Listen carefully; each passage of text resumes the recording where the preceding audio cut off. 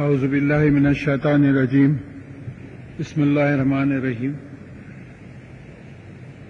پچھلے اتوار کو ہم نے سورہ بقرہ شروع کیا تھا اور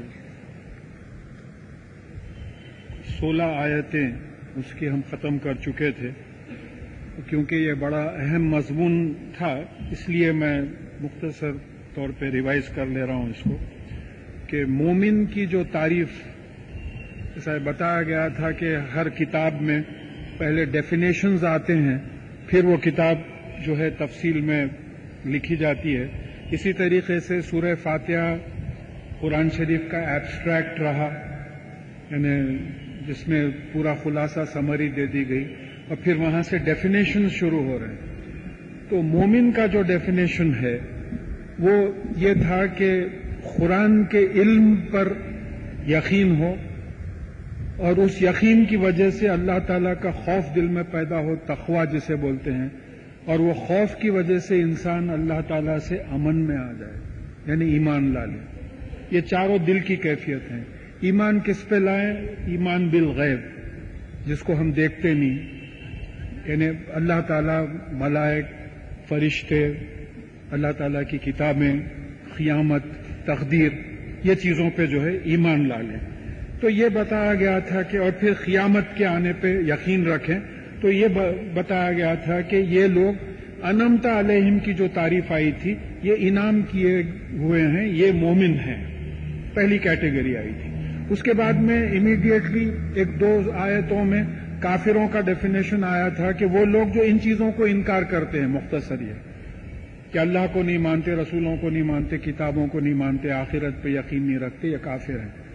پھر تیسری کیٹیگری ایک امپورٹنٹ آئی تھی، وہ یہ تھی کہ منافق، وہ جو کہتے ہیں کہ ہم مومنوں کے ساتھ ہیں، لیکن وہ مومنوں، ہم اللہ اور آخرت پہ ایمان لاتے ہیں، لیکن وہ مومنوں کے ساتھ نہیں ہیں، یعنی ان کے دل میں ایمان نہیں ہے، لیکن وہ ایکٹنگ ایسی کرتے ہیں جیسے کہ مسلمان ہیں۔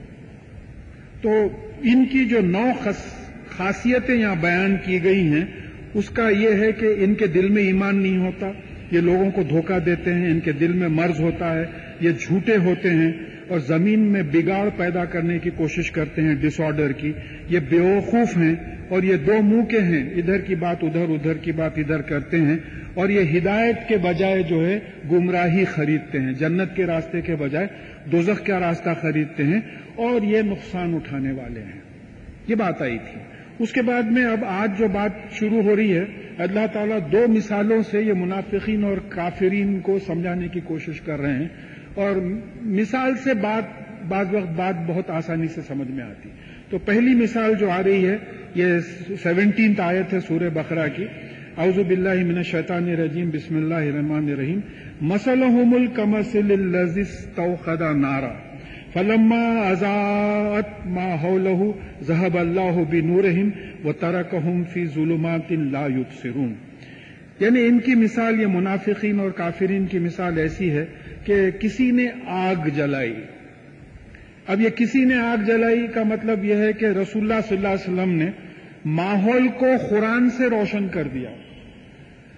اب دیکھیں یہاں ذرا آج کا جتنا بھی پورشن ہے، اس میں دماغ لڑانا بہت ہے کہ نار جو رہتی ہے، آگ میں روشنی بھی ہوتی، گرمی بھی ہوتی۔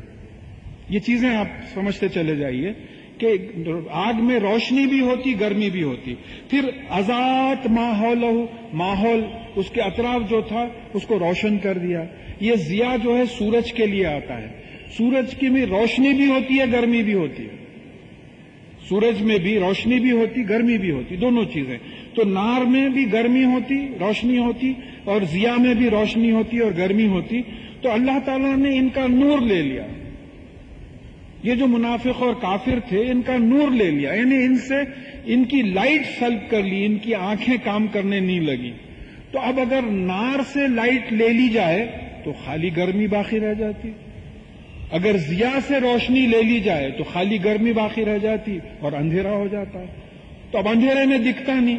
تو یہ نظر کی مثال دی جا رہی ہے کہ جب ان کی آنکھیں سلب کر لی گئی تو پھر ان کو کچھ دکھتا نہیں، تو یہ کوئی بالکل اندھیروں میں ہو جاتے ہیں، فی ظلمات، اور لفظ ظلمات ہمیشہ پلورل میں آیا قرآن میں، کیونکہ بھٹکنے کے کئی راستے ہیں، اور لفظ نور ہمیشہ سنگولر میں آیا کیونکہ صحیح ایک ہی راستہ ہے۔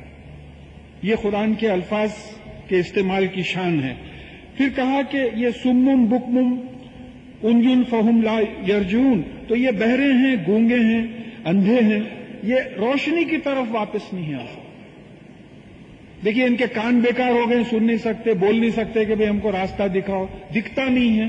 تو جو روشنی سلگائی ہے محمد رسول اللہ صلی اللہ علیہ وسلم کے ذریعے، جو پورا ماحول قرآن کے نور سے روشن ہو گیا ہے، وہ روشنی سے یہ فائدہ نہیں اٹھا سک رہے ہیں۔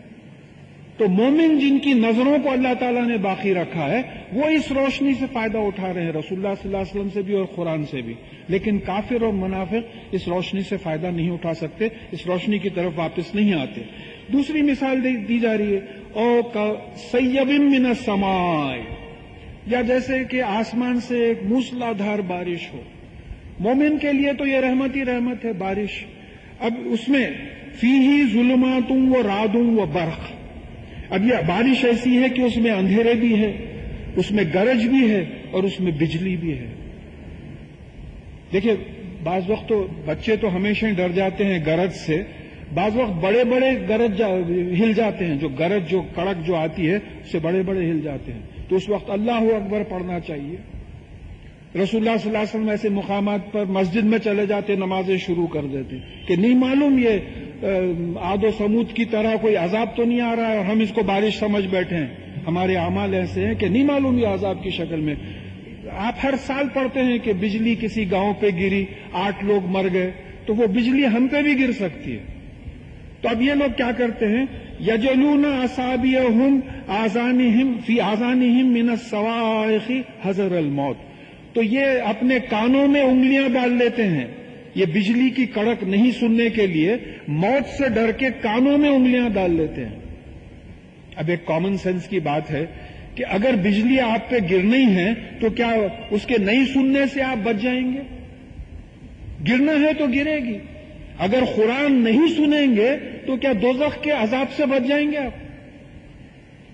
دیکھیے جہالت کی معافی نہیں ہے، یہ بات کو اچھی طریقے سے سمجھیے کہ بعض لوگوں کا ذہن یہ بنتا بھئی اب وہ قرآن پڑھو نہ کو، یہ تمام پرابلمز میں جاؤ نہ کو، نماز کو جاؤ نہ کو، یہ مسئلے وہ غلط ہوا ہے، کانسنٹریشن نہیں ہے، وہ یہ سمجھتے ہیں کہ بھئی اس سے اگر انجان رہے تو ہم عذاب سے بچ جائیں گے۔ یہاں اشارہ یہ ہو رہا ہے کہ جیسا تم انگلیاں ڈالنے سے بجلی کی کڑک سے، بجلی کے جلانے سے بچ نہیں سکتے، اسی طریقے سے جب رسول اللہ صلی اللہ علیہ وسلم قرآن سناتے ہیں، اگر تم کانوں میں انگلیاں ڈال لو اور قرآن نہ سنو تو پھر تم عذاب سے نہیں بچ سکتے، عذاب ہو کے رہے گا۔ تو پھر کہا کہ واللہ محیط بالکافرین، اور اللہ تعالیٰ یہ کافروں کو گھیرے ہوئے، کیا سمجھ رہے ہیں کہ اللہ تعالیٰ کو ان کے کفر اور نفاق کا جو ہے علم نہیں ہے؟ یکاد البرق یخطف ابصارہم، یہ بجلی ایسی ہے کہ قریب ہے کہ ان کی آنکھیں چھین لے۔ کبھی جب ویلڈنگ ہوتی آپ ذرا دیکھیے، نہیں دیکھ سکتے آپ، وہ لوگ خود ایک گلاس کور کر کے جو ہے ویلڈنگ کرتے ہیں۔ کبھی بجلی اگر نظر پڑ جائے تو پوری روشنی جو آتی ہے آپ بجلی کو نہیں دیکھ سکتے، آپ کی آنکھیں چلی جا سکتی ہیں بجلی کو دیکھنے سے۔ اب یہاں 3 انرجیز انوالوڈ ہے، آج انرجی کا بہت ذکر آنے والا ہے کہ لائٹ انرجی انوالوڈ ہے، ساؤنڈ انرجی انوالوڈ ہے، اور برق جو ہے الیکٹریکل انرجی انوالوڈ ہے۔ یہ تینوں چیزیں ہیں۔ تو کہا جا رہا ہے کہ یہ اتنی تیز جو ہے برق ہوتی ہے اس کی، کلما ازالہم مشوا فیہ واذا اظلم علیہم خاموا، تو جب کبھی یہ بجلی چمکتی ہے تو یہ ان کو راستہ دکھتا ہے، اس میں چلنے لگتے ہیں، اور جب بجلی نہیں چمکتی ہے، رک جاتی ہے، تو پھر یہ اندھیرے میں ٹھہر جاتے ہیں۔ اب یہ ایک مثال بول رہے ہیں، اس کو مثال سے بات سمجھائی جا رہی ہے۔ تو جب بھی قرآن کی روشنی ان پہ پڑتی ہے جنت کے راستے پہ چلنے لگتے ہیں، جب قرآن کی روشنی ان کی زندگی میں نہیں رہتی ہے تو راستے پہ رکے ہوئے رہتے، دوزخ کے راستے پہ رکے ہوئے رہتے، جنت کے راستے پہ نہیں جاتے۔ تو وَلَوْ شَاءَ اللَّهُ لَذَهَبَ بِسَمْعِهِمْ وَأَبْصَارِهِمْ، اور اگر اللہ تعالیٰ چاہے تو ان کے سماعت سننے کی طاقت لے لے، ان کے دیکھنے کی طاقت لے لے۔ دیکھیے ہمارے ریسیپشن کے جو 2 امپورٹنٹ چیزیں ہیں جو دماغ کو میسج جاتا، ایک آنکھوں سے جاتا ایک کانوں سے جاتا، سونگنے سے جاتا کہ بھئی کسی گھر میں شامی پک رہے ہیں، سونگ کے آپ بول دیے بھئی کہیں گھر میں اطراف میں شامی پک رہے ہیں، سینس آف اسمیل جو رہتا، چکھنے سے جو ہے دماغ کو برین جاتا، آپ کوئی چیز چکھ کے بولتے بھئی یہ کھٹی ہے یہ میٹھی ہے، پھر سینس آف ٹچ ہے، کوئی چمٹی اگر کاٹے تو آپ کو فوراً معلوم ہو جاتا ہے کہ، تو یہ سینسز ہے جس سے پورا میسج جو ہے دماغ کو جاتا، پھر دماغ میں وہ پورا پروسیس ہو کے دماغ سے انسٹرکشنز نکلتے کہ کیا کرنا چاہیے. بھئی کوئی آپ کے اوپر پتھر پھینک رہا ہے، آنکھ دماغ کو میسج بھیجی کہ پتھر آ رہا، دماغ ہاتھوں کو حکم دی کہ اس طریقے سے کرو. کوئی چمٹی آپ کے جسم کو کاٹی ہے، میں بات کر رہا ہوں چمٹی کاٹی ہے، حالانکہ میں بات میں مشغول ہوں، یہ میسج دماغ کو گیا، دماغ اینالائز کر کے بولا کہ بھئی یہ چمٹی ہے، تو فوراً ہاتھ کو حکم دیا، سیدھے ہاتھ کو کہ اس کو مسل دو. یہ آٹومیٹیکلی چل رہا ہے. تو اب ان لوگوں کا ریسپشن ہی اللہ تعالیٰ سیل کر لیے، ریسپشن ہی نہیں ہے تو ریسپانس کیسا ہوگا؟ تو اس سے پہلے بات آئی کہ قرآن ریسپشن ہے اور سنت رسول ریسپانس ہے. اگر قرآن ٹھیک طریقے سے آپ کے دماغ میں جا کے بیٹھ جائے تو پھر اس سے جو اعمال نکلیں گے آپ سے وہ رسول اللہ صلی اللہ علیہ وسلم کی سنت ہی نکلے گی. تو یہ یہاں بات آ رہی ہے اور اللہ تعالیٰ فرما رہے ہیں کہ ان اللہ علی کل شیء قدیر، بے شک اللہ تعالیٰ ہر چیز پہ قادر ہے، ہر چیز کا پاور رکھتے ہیں. اللہ تعالیٰ ہی ہر چیز پہ پاور رکھتے ہیں. اس دنیا میں جس کا حکم چلتا ہے وہ اللہ تعالیٰ کا حکم چلتا ہے. ہم اگر کچھ کرتے ہیں تو اللہ تعالیٰ کی اجازت ملتی ہے تبھی کرتے ہیں، ورنہ ہم نہیں کر سکیں گے. تو یہ بات یاد رکھنا ہے کہ یہ کائنات ان کی ہے، حکم ان کا چلتا ہے اور ہر چیز پہ انہی کو قدرت ہے. ہم کو جو کچھ قدرت دی گئی ہے وہ انہی کی دی ہوئی ہے، یہ ہماری اپنی قدرت نہیں ہے. اس وقت میری بولتی بند کروا دے سکتے اللہ تعالیٰ، جیسا ہمارے پاس کا محاورہ ہے. بس کچھ ایسی بات ہوئی کہ زبان پہ پیرالسس ہو گیا، بول نہیں سک رہے، منہ پہ پیرالسس ہو گیا، بول نہیں سک رہے. تو اللہ تعالیٰ ہر چیز پہ قادر ہے. اب یہ مثالیں ختم ہوئی، اس کے بعد میں انسانوں کو حکم آ رہا ہے کہ یا ایھا الناس اعبدوا ربکم الذی خلقکم والذین من قبلکم لعلکم تتقون، کہ اے انسانوں تم اپنے پالنے والے مالک اللہ کی غلامی کرو. دیکھیے عبادت کا مطلب ہمیشہ سمجھیے کہ غلامی کرو، کسی اور کی غلامی مت کرو. وہ غلامی میں نماز بھی آتی، روزہ بھی آتا، زکوٰۃ بھی آتی، ماں باپ سے اچھا رہنا، ایماندار رہنا ہے. عبادت میں غلامی میں اللہ تعالیٰ کی غلامی میں تمام چیزیں آ جاتی ہیں. ہمارے پاس اردو میں عبادت کا مفہوم صرف نماز لے لیا جاتا، اسی لیے اس کو وضاحت کر کے سمجھانا پڑتا کہ عبادت کا مطلب مکمل غلامی. اللہ تعالیٰ نے ہم کو بھی پیدا کیا، ہمارے سے پہلے جو لوگ تھے ان کو بھی پیدا کیا، تو کیونکہ وہ مالک ہیں، وہ پالنے والے ہیں، اسی لیے غلامی ان کی ہی کی جائے. لعلکم تتقون، تاکہ تم بچو. کیسے بچو؟ یہ جو کافروں اور منافقوں کو جو دوزخ کی آگ ان کے لیے تیار کی گئی ہے، جو آیت نمبر 24 میں انشاءاللہ ہم پڑھیں گے، اس آگ سے بچو. بچنے کے لیے ایک ہی طریقہ ہے، اس دوزخ کی آگ سے بچنے اور جنت میں جانے کا ایک ہی طریقہ ہے کہ سب کی غلامی چھوڑو، اللہ تعالیٰ کی غلامی کرو، صرف اللہ تعالیٰ کی غلامی کرو. کون ہے یہ ہمارا پالنے والا کون ہے؟ الذی جعل لکم الارض فراشا والسماء بناء، یہ وہ جو زمین کو فرش بنایا. فرش کیا ہوتا؟ پیروں کے نیچے ہوتا، اور سما کیا ہوتا؟ آسمان کے اوپر ہوتا. یہ زمین کو فرش بنایا. اس کے پلینز پہ بھی آپ چلتے ہیں، پہاڑوں پہ بھی لوگ رہتے ہیں مگر ان کے پیروں کے نیچے ہی ہوتے پہاڑ. پہاڑوں پہ بھی جو ہے آپ اوٹے کمانڈ وغیرہ اگر چلے جائیں، نیل گری ہلز یا ہمالیاز وغیرہ، وہاں بھی لوگ بستے ہیں تو پیروں کے نیچے ہی ہوتا. تو زمین کو ایک فرش بنایا، پیر رکھ کے چلنے کے لیے فرش بنایا، اس کو پھیلایا. اور پھر آسمان کو ایک سٹرکچر بنایا، ایک سٹرکچر ہے. انشاءاللہ یہ آگے کی آیت میں وہ تفصیل آ رہی تو میں دہرانے کے بجائے آگے بڑھ جاتا ہوں کہ پھر کہا کہ وَأَنزَلَ مِنَ السَّمَاءِ مَاءً فَأَخْرَجَ بِهِ مِنَ الثَّمَرَاتِ رِزْقًا لَهُمْ، اور پھر آسمان سے بارش برسائے. یہ پورا سائیکل ہے، بارش نہیں ہو رہی ہے، کوئی کچھ نہیں کر سک رہا ہے، گورنمنٹ بدل گئی مگر وہاں کا نظام اپنے مرضی سے چل رہا ہے. اللہ تعالیٰ کی بارش نہیں ہو رہی ہے. اگر خدا نہ خواستہ اور کچھ دن ایسا ہو جائے، اللہ نہ کرے، تو پھر پریشانی ہو جائے گی. تو دعا کرنا ہے کہ یا اللہ تعالیٰ بارش تو آپ برساتے ہیں، آپ برسائیے. فورکاسٹ سے کچھ بھی نہیں ہوتا. فورکاسٹ تو آیا تھا کہ اب نارمل مانسون ہے، وہ ایب بھی نکل گیا، نارمل بھی نکل گیا، مانسون بھی نکل گیا، کچھ بھی نہیں ہو رہا. تو یہ اللہ تعالیٰ ہے جو پانی کو برساتے ہیں، بھاپ بنا کے جو ہے بارش کو ابھارتے ہیں، پھر اس کے بعد میں وہ بادل بنتے ہیں، بادل سے بارش بنتی ہے، بارش ہونے سے رزق ملتا ہے ہم کو. تو بارش برسانا بھی، بارش کا پورا سائیکل اللہ تعالیٰ کے ذمے ہے، اور پھر رزق ہم کو دینا اللہ تعالیٰ کے ذمے ہے. تو اب یہاں معلوم ہوا کہ اللہ تعالیٰ نہ صرف مالک ہیں، پالنے والے ہیں، بلکہ رزاق بھی وہی ہے اور کوئی رزق دینے والا نہیں ہے. اجی وہ بارش ہی نہیں برسائے تو کون نہ باوا لا کے کماتے، نہ اما لا کے کما کے کھلاتے. سوال ہی نہیں پیدا ہوتا. رزق ختم ہو جائے گا، مر جائیں گے بھوک سے اگر یہ رحمت اللہ تعالیٰ کی نہ ہو. تو یہ جو ہے اللہ تعالیٰ اپنے احسانات انسان پہ بتا رہے ہیں کہ یہ ایسا اللہ ہے. فلا تجعلوا للہ اندادا وانتم تعلمون. تو تم اللہ تعالیٰ کے مساوی دوسروں کو مت بناؤ جبکہ تم جانتے ہو کہ یہ تمام کاروبار اللہ تعالیٰ کی طرف سے ہو رہا ہے. مساوی بنانے کا کیا مطلب ہے؟ خالق ایک ہی ہے، باقی سب مخلوق ہے. There is only one creator, rest is creation.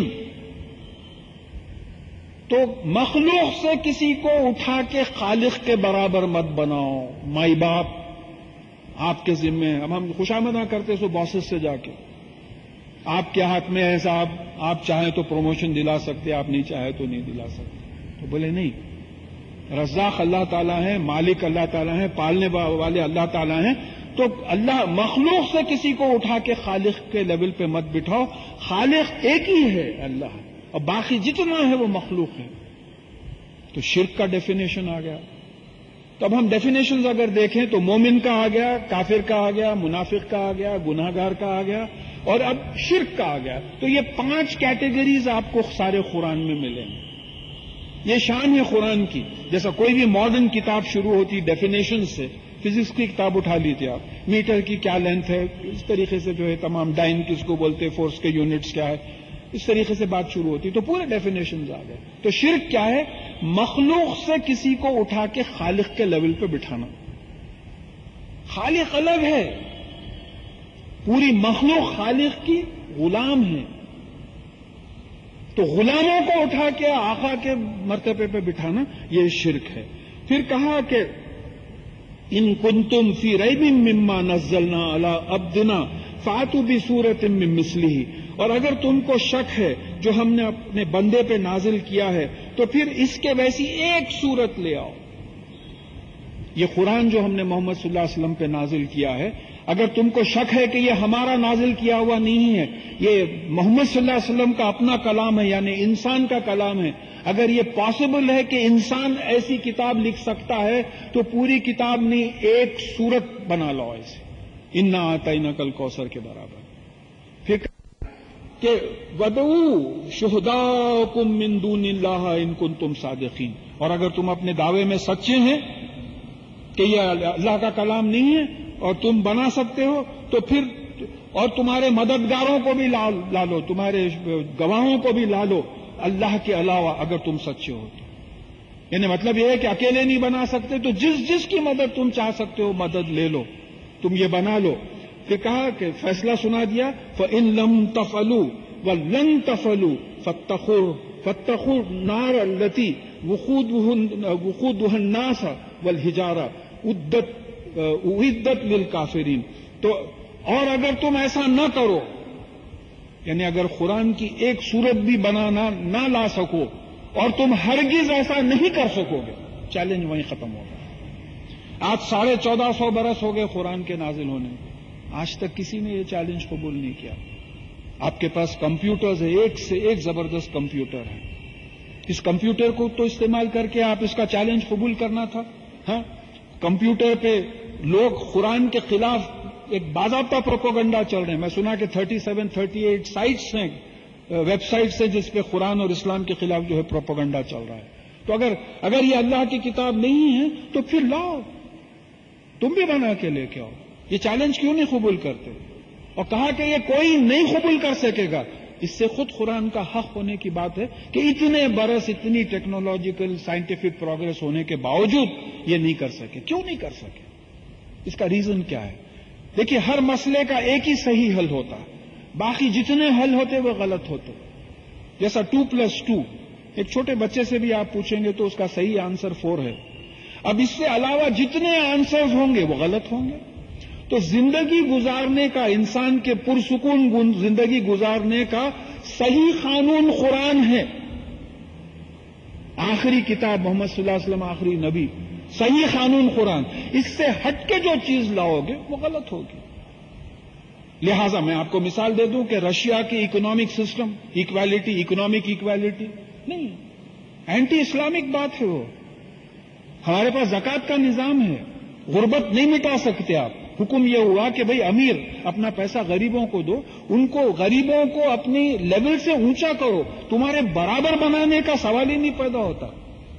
دیکھیے جب تک لیول ڈفرنس نہیں ہے کرنسی فلو ہوتی ہے. Water flows from higher level to lower level. پانی کی ایک ہی سطح آ گئے تو فلو ختم ہو جائے گا، موت آ جائے گی. USSR مرا اسی لیے، کوئی باہر کا اینیمی اس پہ حملہ نہیں کیا. اس کا اکنامک سسٹم جو تھا، economic equality of human beings, اس کی وجہ سے ختم ہو گیا. مجھے جو سمجھ میں آئی بات، کیونکہ باہر اندر کا نظام ختم کیا اس کو، باہر کا نظام کوئی ختم نہیں، کوئی حملہ نہیں کیا. تو یہاں یہ بات ہمارے ذہن میں رہنا ہے کہ یہ کوئی ایسا نہیں بنا سکتے. اور اگر تم نہیں بنا سکو تو پھر اس تیار ہو جاؤ اس آگ کے لیے جس میں پتھر اور انسان جلیں گے، جس کی ایندھن پتھر اور انسان ہوں گے. دیکھیے انسان کو تو جلاتے ہوئے دیکھے ہیں بھئی، لکڑیوں میں جلاتے، لکڑی کی ٹیمپریچر 700 800 900 ڈگریز ایسا رہتی ہے. اب یہ جو پہاڑوں کی ہے، اب معمولی گار کا پتھر جو ہے 1610 ڈگری سینٹی گریڈ پہ میلٹ ہوتا. تو مطلب یہ ہوا کہ یہ دوزخ کی آگ ایسی ہوگی کہ 2000 3000 5000 ڈگری سینٹی گریڈ نہیں معلوم کتنی ہوگی، جس میں پتھر بھی جلیں گے اور انسان بھی جلیں گے. تو اگر تم یہ قرآن کو اللہ کا کلام نہیں مانتے ہو اور تم سمجھتے ہیں کہ محمد صلی اللہ علیہ وسلم نے یہ کلام لکھ لیا ہے، جیسا میں پڑھا ہوں، بعض ویسٹرنرز کے کمنٹس پڑھا ہوں کہ انہوں نے کہا کہ نعوذ باللہ رسول اللہ صلی اللہ علیہ وسلم نے یہ قصہ بائبل سے لیا، یہ قصہ توریت سے لیا اور اس کو مس ریپرزینٹ کر کے قرآن میں ایسا ڈال دیا. اس قسم کے جملے ان کے ہیں. تو پھر اگر انسان بنانے کے قابل یہ کتاب ہے تو پھر تم ایک ہی صورت بنا لاؤ. اور تم یہ نہیں کرو گے تو جو ہے پھر اس آگ کے لیے تیار ہو جاؤ جس میں پتھر اور انسان جلیں گے، جو کافروں کے لیے تیار کی گئی ہے. اوپر کی جو آیت تھی لعلکم تتقون، اس آگ سے بچو. پھر وبشر الذین آمنوا وعملوا الصالحات ان لہم جنات تجری من تحتها الانہار. اور پھر وہ لوگ جو ایمان لائے اور عمل صالح کرے، پیچھے ہم ایمان دیکھ لیے کون ایمان لانے والے ہیں، مومن ہیں. پھر عمل صالح کرے یعنی قرآن پر ویسے ہی عمل کرے جیسے کہ رسول اللہ صلی اللہ علیہ وسلم نے بتایا ہے. ایمان لائے، جو آئٹمس پہ ایمان لانا ہے اس پہ ایمان لائے. پھر رسول اللہ صلی اللہ علیہ وسلم نے قرآن پہ عمل کر کے جو دکھایا اور جو سکھایا اس طریقے سے عمل کرے. ان کے لیے باغات ہیں جن کے نیچے جو ہے نہریں بہ رہی ہوں گی. کلما رزقوا منہا من ثمرۃ رزقا قالوا ھذا الذی رزقنا من قبل وأوتوا به متشابہا. تو جب کبھی ان کو رزق دیا جائے گا پھلوں میں سے تو یہ کہیں گے کہ یہ تو بالکل ویسی ملتا جلتا ہے جو ہم کو زمین پہ دیا گیا تھا. یعنی آم یہاں بھی ملتے ہیں، آم وہاں بھی ملیں گے. یہاں طوطا پری بھی ملتا ہے، یہاں حمایت بھی ملتا ہے، ملغوبہ بھی ملتا ہے. ٹیسٹ میں فرق ہے، ٹیسٹ میں بہت فرق ہے. آپ یہاں کا سیب کھا کے دیکھیے، نارتھ انڈیا میں جا کے آپ کشمیر کا سیب کھا کے دیکھیے. سیب تو ہے، بوٹینیکلی سیب ہے، وہ ایپل ہے، لیکن مزے میں فرق ہے. تو یہ ملتے جلتے دیے جائیں گے. وہاں جنت کے جو میوے ہوں گے کس قسم کے میوے ہوں گے آپ امیجن نہیں کر سکتے. اسی لیے متشابہہ تشبیہ دے کے سمجھایا گیا، مثال سے سمجھایا گیا. آپ امریکہ گئے اور بولے کہ صاحب حیدرآباد میں موسمبی ملتی، تو وہ امریکن بولا موسمبی کیا چیز ہوتی؟ تب آپ اس کو تشبیہ دے کے سمجھائے کہ نیمبو معلوم آپ کو، لائم، ہاں نیمبو کے ویسی ہوتی وہ. نیمبو چھوٹا رہتا، موسمبی ذرا بڑی رہتی. نیمبو کھٹا رہتا، موسمبی میٹھی رہتی. موسمبی کی تشبیہ، نیمبو کی تشبیہ دے کے آپ موسمبی کو سمجھا رہے ہیں. تو اس طریقے سے یہاں جو پھل کھا رہے ہیں ہم، ایک اللہ تعالیٰ 5 اسٹار ہوٹل کھلوا دیے.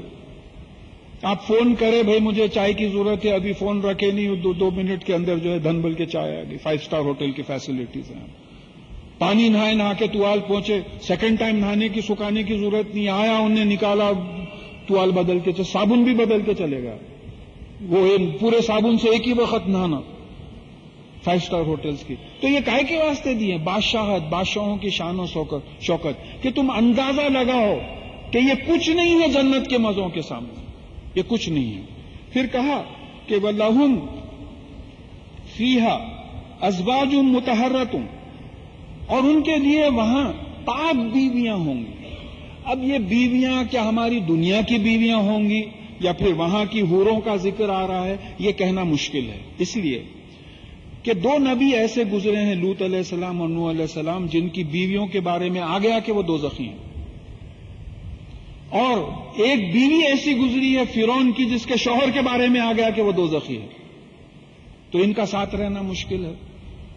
تو قرآن میں آپ دیکھیں گے کہ کئی ایسے مقامات آتے جہاں بات سمجھ میں نہیں آتی، آج کے رکوع میں بھی بات آئے گی آگے، تو وہاں ہم کو صرف ایمان لا لینا ہوگا کہ وہاں پاک بیویاں ہوں گی. وہ کون ہوں گی؟ ظاہر ہے یہاں سے اچھی ہوں گی. ایک جگہ آیا کہ ہم عمر ہوں گی، ہم خیال ہوں گی، یہ لڑائی جھگڑے رات دن کے جھگڑے فساد نہیں رہیں گے، یہ الگ ہی قسم کی بات ہوگی وہاں. اور پھر کہا کہ وَهُمْ فِيهَا خَالِدُونَ، اور وہ وہاں رہیں گے. ایسا نہیں ہے کہ ٹیمپریری بھائی تھوڑے دن کا 5 اسٹار میں آئے، آپ ایک کانفرنس اٹینڈ کرنے آئے تھے، 5 اسٹار ہوٹل میں ٹھہرے، 8 دن ٹھہرے، پھر جا کے وہی اپنے پرانے گھر میں ٹھہر گئے. یہ تو ہمیشہ کی زندگی ہے. تو اب یہاں دعوت اس بات کی ہے کہ دیکھو یہ ایک 60 70 80 برس کی جو زندگی تم کو ملی ہے، اس میں آخرت کے لیے محنت کر لو. یہ پریپریشن گراؤنڈ ہے جنت کے لیے، دوزخ کے لیے. اس میں محنت کر لو، انشاءاللہ جنت چلے جاؤ گے. اور اس میں اگر محنت نہیں کرو گے تو پھر دوزخ چلے جاؤ، دوزخ میں جاؤ گے. ان اللہ لا یستحیی ان یضرب مثلا ما بعوضۃ فما فوقھا، بے شک اللہ تعالیٰ کوئی مثال دینے سے نہیں شرماتا، چاہے وہ ایک مچھر مکھی کی ہو یا اس سے بڑی ہو. اب یہ کافر و منافق جو تھے ان کے بعض اعتراضات ہوئے ہوں گے ایسے، یہ کیا اللہ تعالیٰ ایسے معمولی مثال دیتے، وہاں بیویاں ہوں گی اور پھر وہ پھل کھائیں گے، اس طریقے کی مثالیں دے رہے ہیں، متشابہہ مثال سے سمجھا رہے ہیں.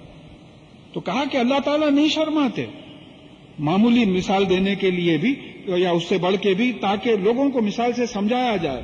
فَأَمَّا الَّذِينَ آمَنُوا فَيَعْلَمُونَ أَنَّهُ الْحَقُّ مِن رَّبِّهِمْ، تو وہ لوگ جو ایمان لائے ہیں ان کو معلوم ہے کہ یہ ان کے پالنے والے اللہ کی طرف سے حق ہے. دیکھیے ایک بات رہنا ہے، ذَلِكَ الْكِتَابُ لَا رَيْبَ فِيهِ، یہ ایسی کتاب ہے جس کے اندر کوئی چیز شکی نہیں ہے. یعنی اس میں آپ کو ریفرنس لکھا ہوا ہے میرے پاس، اس میں ہر چیز حق ہے، اس کی مثال بھی حق ہے، اس کی مثال بھی فرضی نہیں ہے. جیسا میں مذاق کے لیے بعض وقت بول دیتا ہوں کہ بھئی فٹ بال میچز چل رہے ہیں، ایک صاحب گول مس کرے، دوسرے صاحب بولے ارے انہیں کیا اس کا باپ بھی نہیں مارتا تھا وہ گول، ایسا مشکل سچویشن تھا. اجی حضرت اس کا باپ فٹ بال پلیئر ہی نہیں تھا تو گول کہاں سے ماریں گا؟ آپ مثال جھوٹ دے دیا. آپ قرآن میں اس قسم کی مثال نہیں ملے گی. آپ مثال بھی ملے گی تو حق ہوگی، زندگی سے کہیں نہ کہیں جو ہے تعلق رکھتی ہوئی، آگے آخرت سے تعلق رکھتی ہوئی ہوگی. تو یہ لوگ جو لوگ ایمان لاتے ہیں وہ جانتے ہیں کہ یہ ہم ان کے پالنے والے مالک کی طرف سے، اللہ تعالیٰ کی طرف سے حق ہے، سچ ہے. وَأَمَّا الَّذِينَ كَفَرُوا فَيَقُولُونَ مَاذَا أَرَادَ اللَّهُ بِهَذَا الْمَثَلَ، اور جو لوگ کفر کرتے ہیں، انکار کرتے ہیں قرآن پہ، رسول اللہ صلی اللہ علیہ وسلم پہ، اللہ پہ، یہ تمام چیزوں پہ، آخرت پہ یقین ہی نہیں رکھتے، وہ یہ بولتے ہیں کہ یہ اللہ تعالیٰ کو اس مثال سے آخر کیا مقصد ہے، اللہ تعالیٰ کا یہ مثال کیوں دے رہے ہیں.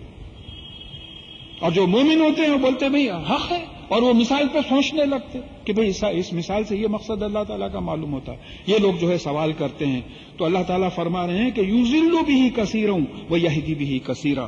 تو ایسی مثالوں سے اللہ تعالیٰ کئی لوگوں کو جو ہے گمراہ کرتے ہیں اور کئی لوگوں کو جنت کا راستہ دکھاتے ہیں.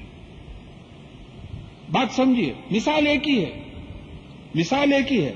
بعض لوگوں کو وہ مثال سے گمراہ کر دے رہے ہیں، بعض لوگوں کو وہ مثال سے جو ہے سیدھے راستے جنت کا راستہ بتا دے رہے ہیں. تو یہ اللہ تعالیٰ، اور پھر اللہ تعالیٰ ایک قانون بتا رہے ہیں وَمَا يُضِلُّ بِهِ إِلَّا الْفَاسِقِينَ، اور پھر گمراہ کس کو کرتے ہیں؟ فاسقین کو کرتے ہیں، جو نافرمان ہوتے ہیں، اللہ تعالیٰ اور اللہ کے رسول صلی اللہ علیہ وسلم کی باتیں نہیں مانتے، ان کو گمراہ کرتے ہیں. ایسے جو مانتے ہیں ان کو گمراہ نہیں کرتے. انہی مثالوں سے ان کو ہدایت دی جاتی ہے، وہ جنت کے راستے پہ آتے ہیں. یہ فاسقین کون ہیں؟ اس کا ڈیفینیشن آ رہا ہے کہ الذین ینقضون عہد اللہ من بعد میثاقہ، وہ لوگ جو اللہ تعالیٰ کے عہد کو مضبوطی کے بعد توڑ دیتے ہیں. اب اللہ تعالیٰ کا عہد کیا ہے؟ اب اس وقت ہمارا جو عہد ہے اللہ تعالیٰ سے، لا الہ الا اللہ محمد رسول اللہ صلی اللہ علیہ وسلم، یعنی اللہ کے سوائے ہم کسی اور کو اتھارٹی نہیں مانیں گے اپنی زندگی میں، کسی اور کی غلامی نہیں کریں گے سوائے اللہ کے. یہ پہلا حصہ ہے. اور پھر اب جو زندگی گزاریں گے ویسے ہی گزاریں گے جیسے اللہ کے رسول محمد صلی اللہ علیہ وسلم نے ہم کو بتایا ہے.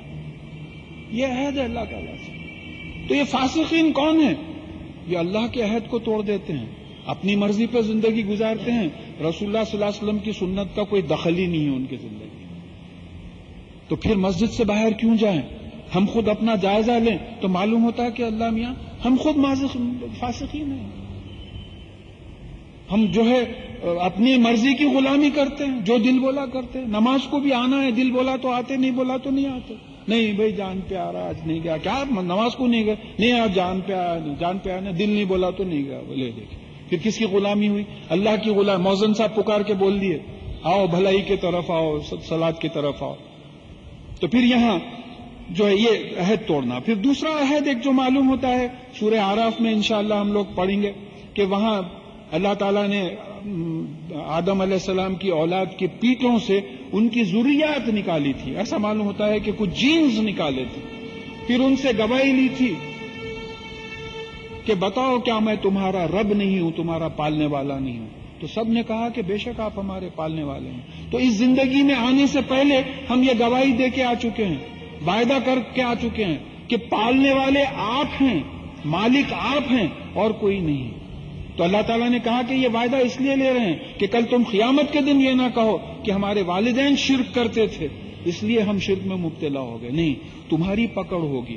اب کچھ لوگ بولتے ہیں کہ صاحب کو کیا یاد نہیں ہے یہ واقعہ؟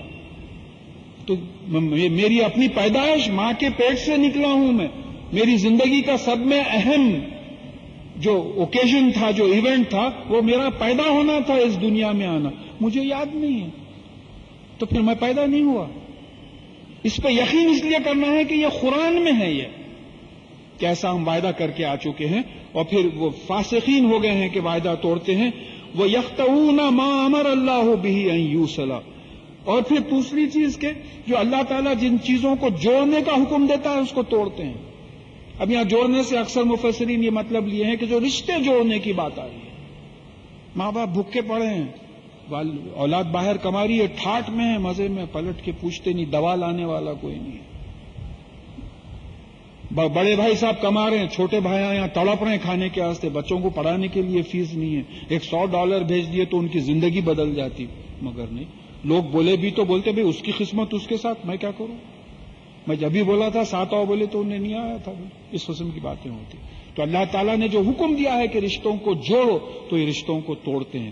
پھر تیسری چیز بتائی جا رہی ہے وہ یفسدون فی الارض، اور پھر زمین میں فساد پیدا کرتے ہیں، بگاڑ پیدا کرتے ہیں، ڈس آرڈر کرتے ہیں. اچھا سکون سے چل رہا ہے، بلا وجہ چھیڑ دیے. اب سب بیٹھے ہوئے ہیں سکون سے، ایک بچہ آیا بیچ میں سے بھاگ لیتے ہوئے چلے گا، پورا ڈس آرڈر ہو گیا، سب کا اٹینشن خراب ہو گیا. تو اس طریقے سے جو ہے یہ پورے زمین میں فساد کرتے ہیں جو فاسقین ہیں. اولئک ھم الخاسرون، یہی وہ لوگ ہیں جو نقصان اٹھانے والے ہیں. یہ جو 3 چیزیں کرتے ہیں کہ کلمے کا لا الہ الا اللہ محمد رسول اللہ صلی اللہ علیہ وسلم کا پاس نہیں کرتے، یعنی مطلب یہ ہے کہ قرآن اور حدیث پہ عمل نہیں کرتے، پھر اس کے بعد میں رشتوں کو توڑتے ہیں اور پھر زمین میں جو ہے فساد پیدا کرتے ہیں، بگاڑ پیدا کرتے ہیں، یہی نقصان اٹھانے والے ہیں. اب دیکھیے، اب سوچنے کی باتیں شروع ہوئی ہیں. کیف تکفرون باللہ وکنتم امواتا فاحیاکم ثم یمیتکم ثم یحییکم ثم الیہ ترجعون. تم اللہ تعالیٰ کا انکار کیسے کر سکتے ہو جبکہ تم مردہ تھے اور اس نے تم کو زندہ کیا، پھر تم کو مار ڈالے گا، پھر تم کو زندہ کرے گا اور پھر تم کو اس کی طرف جانا پڑے گا. اب ہم مردہ تھے، یعنی مطلب یہ ہے کہ ہمارا جو نفس ہے اس وقت، ہمارا جو سول ہے ہمارے جسم میں نہیں تھا. مگر ہم گواہی دے کے آئے ہیں، سورہ اعراف میں ابھی جو آیت کا ذکر آیا، ہم گواہی دے کے آئے ہیں کہ اللہ تعالیٰ آپ ہمارے پالنے والے ہیں. تو ہمارا شعور کہیں اور تھا، جسم بنا نہیں تھا، تو وہ موت کی کیفیت تھی، جسم میں روح نہیں تھی. اب یہاں آئے تو جسم میں روح بھی آ گئی، جسم میں نفس بھی آ گیا، پھر اس سے یہ جسم سے پھر وہ نفس لے لیا جائے گا.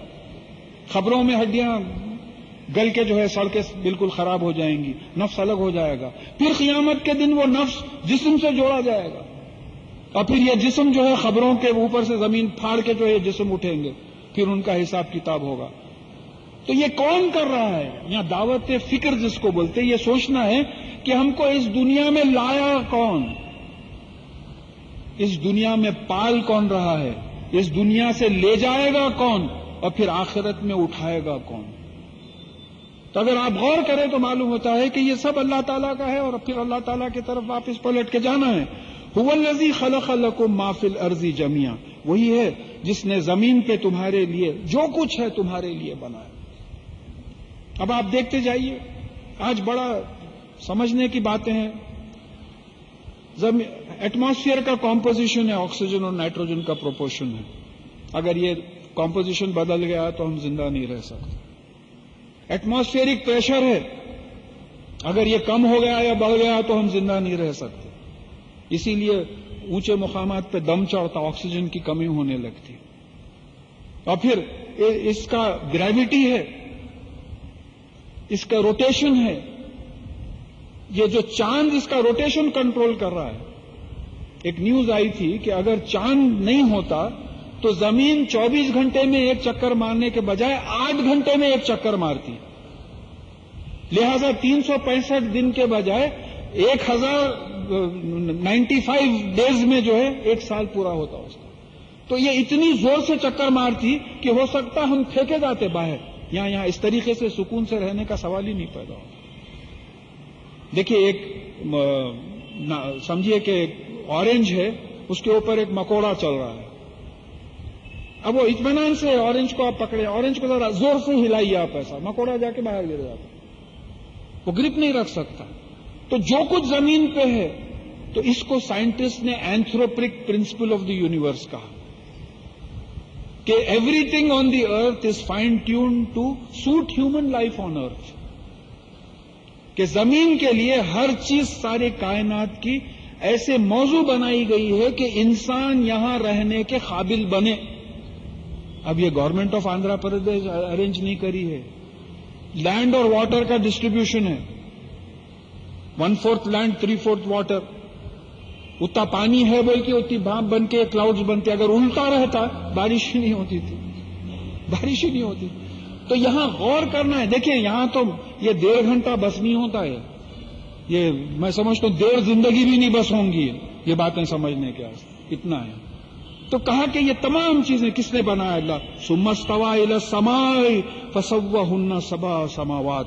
اور پھر آسمانوں میں توازن قائم کیا. دیکھیے یہاں جو بات آ رہی ہے ثم استوى، ابھی ہم یہاں سواؤن علیہم انذرتم ام لم تنذرہم لا یؤمنون پڑھے ہیں.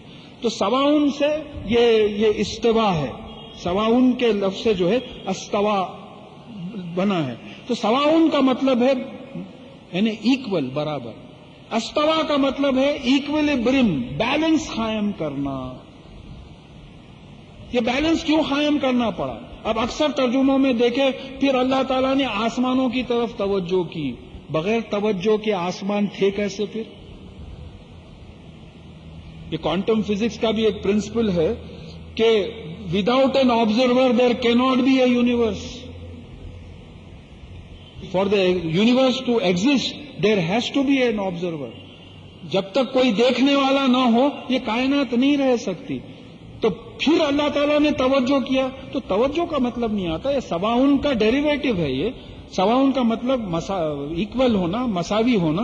تو استوت کا مطلب یہ ہوگا کہ ایکول بیلنس قائم کرنا. بیلنس قائم کیوں کرنا پڑا؟ اس لیے کہ ہم دیکھ چکے ہیں سورہ انبیاء کی 30ویں آیت میں کہ آسمان اور زمین ایک جگہ تھے اور اللہ تعالیٰ نے ایک دھماکہ کیا اس کو، جس کو بگ بینگ تھیوری آپ بول رہے ہیں. تو پورا انتشار تھا وہ انتشار میں بیلنس قائم کیا اللہ تعالیٰ نے. وہ دیکھیے بیلنس، انتشار جب ہوتا تو جب ہی بیلنس قائم کرنا پڑتا. اب یہ لفظ جو ہے گھوڑے کی سواری کے لیے بھی آیا. گھوڑے پہ جب آپ بیٹھتے تو آپ کو بیلنس ہونا پڑتا آپ کو. پھر جہاز کی سواری کے لیے بھی آیا، جہاز بھی ہلتا، آپ کو ذرا بیلنس کرنا پڑتا اس کے. تو اس طریقے سے اس لفظ کو قرآن میں کئی مقامات پہ سمجھایا گیا. چلیے پھر آگے بڑھیے. اب اس کے بعد میں 7 سماوات، اپر لیئرز. تو اگر آپ گنتے چلے جائے تو ایک چاند کا لیئر ہے آپ کے 2,50,000 کلومیٹر مائلز پہ. ایک سورج کی ہائٹ ہے 93 ملین مائلز. ایک پلانیٹری سسٹم کا اینڈ ہے 36,000 ملین مائلز، جہاں تک مجھے فگر یاد ہے. 3 ہو گئے. پھر اس کے بعد میں آپ کے یہ جو ملکی وے گیلیکسی ہے اس کا ایک لیول ہے، ایک اینڈ سے دوسرے اینڈ تک گئے تک جو 15 ملین کچھ لائٹ ایئرز کا ڈسٹینس ہے. یعنی ایک سیکنڈ میں لائٹ 3 لاکھ کلومیٹرز جاتی ہے تو ایک سال میں کتنے دن کتنی جائے گی، اور 1500 ایئرز میں کتنی جائے گی. وہ ملکی وے لیول، چوتھا لیول. 5واں level local group of galaxies ہے جس میں 15-16 گیلیکسیز ہیں. 6واں level supra group of galaxies جو حال میں ڈسکور ہوا. اور 7واں جو لیول ہے آسمان کا وہ ایکسپینڈنگ یونیورس ہے جو بڑھتے چلے جا رہا ہے. 15,000 بلین ایئرز سے یہ پھیلتے چلے جا رہی ہے کائنات. اور بعض گیلیکسیز 1,50,000 کلومیٹر پر سیکنڈ کی رفتار سے جو ہے پھیل رہے ہیں. یہاں آپ 30 کلومیٹر پر آور جاتے ہیں گاڑی میں، 15,000 کلومیٹر پر سیکنڈ کی رفتار سے بعض گیلیکسیز پھیل رہے ہیں. یہ ہے اللہ. کیا سمجھے ہم؟ قدر نہیں کی جیسا کہ اللہ تعالیٰ کی قدر کرنا چاہیے تھا. پھر کہا کہ ان کو ایسے 7 لیولز میں تقسیم کیا. وہ ہوا بکل شیء علیم، اور بے شک وہ ہر چیز کا علم رکھتا ہے. وہ اعلی کل شیء قدیر، کل شیء محیط، ہر چیز کو احاطے میں لیا ہوا ہے، ہر چیز کی قدرت رکھتا ہے، ہر چیز کا علم رکھتا ہے. اب چلیے یہاں جو ہے بس اللہ تعالی سے دعا ہے کہ آج کا یہ پورشن ختم کروائے، کیونکہ یہ بڑے مضامین ایسے ہیں کہ اس میں ایکسپلینیشنز بہت آ گئے.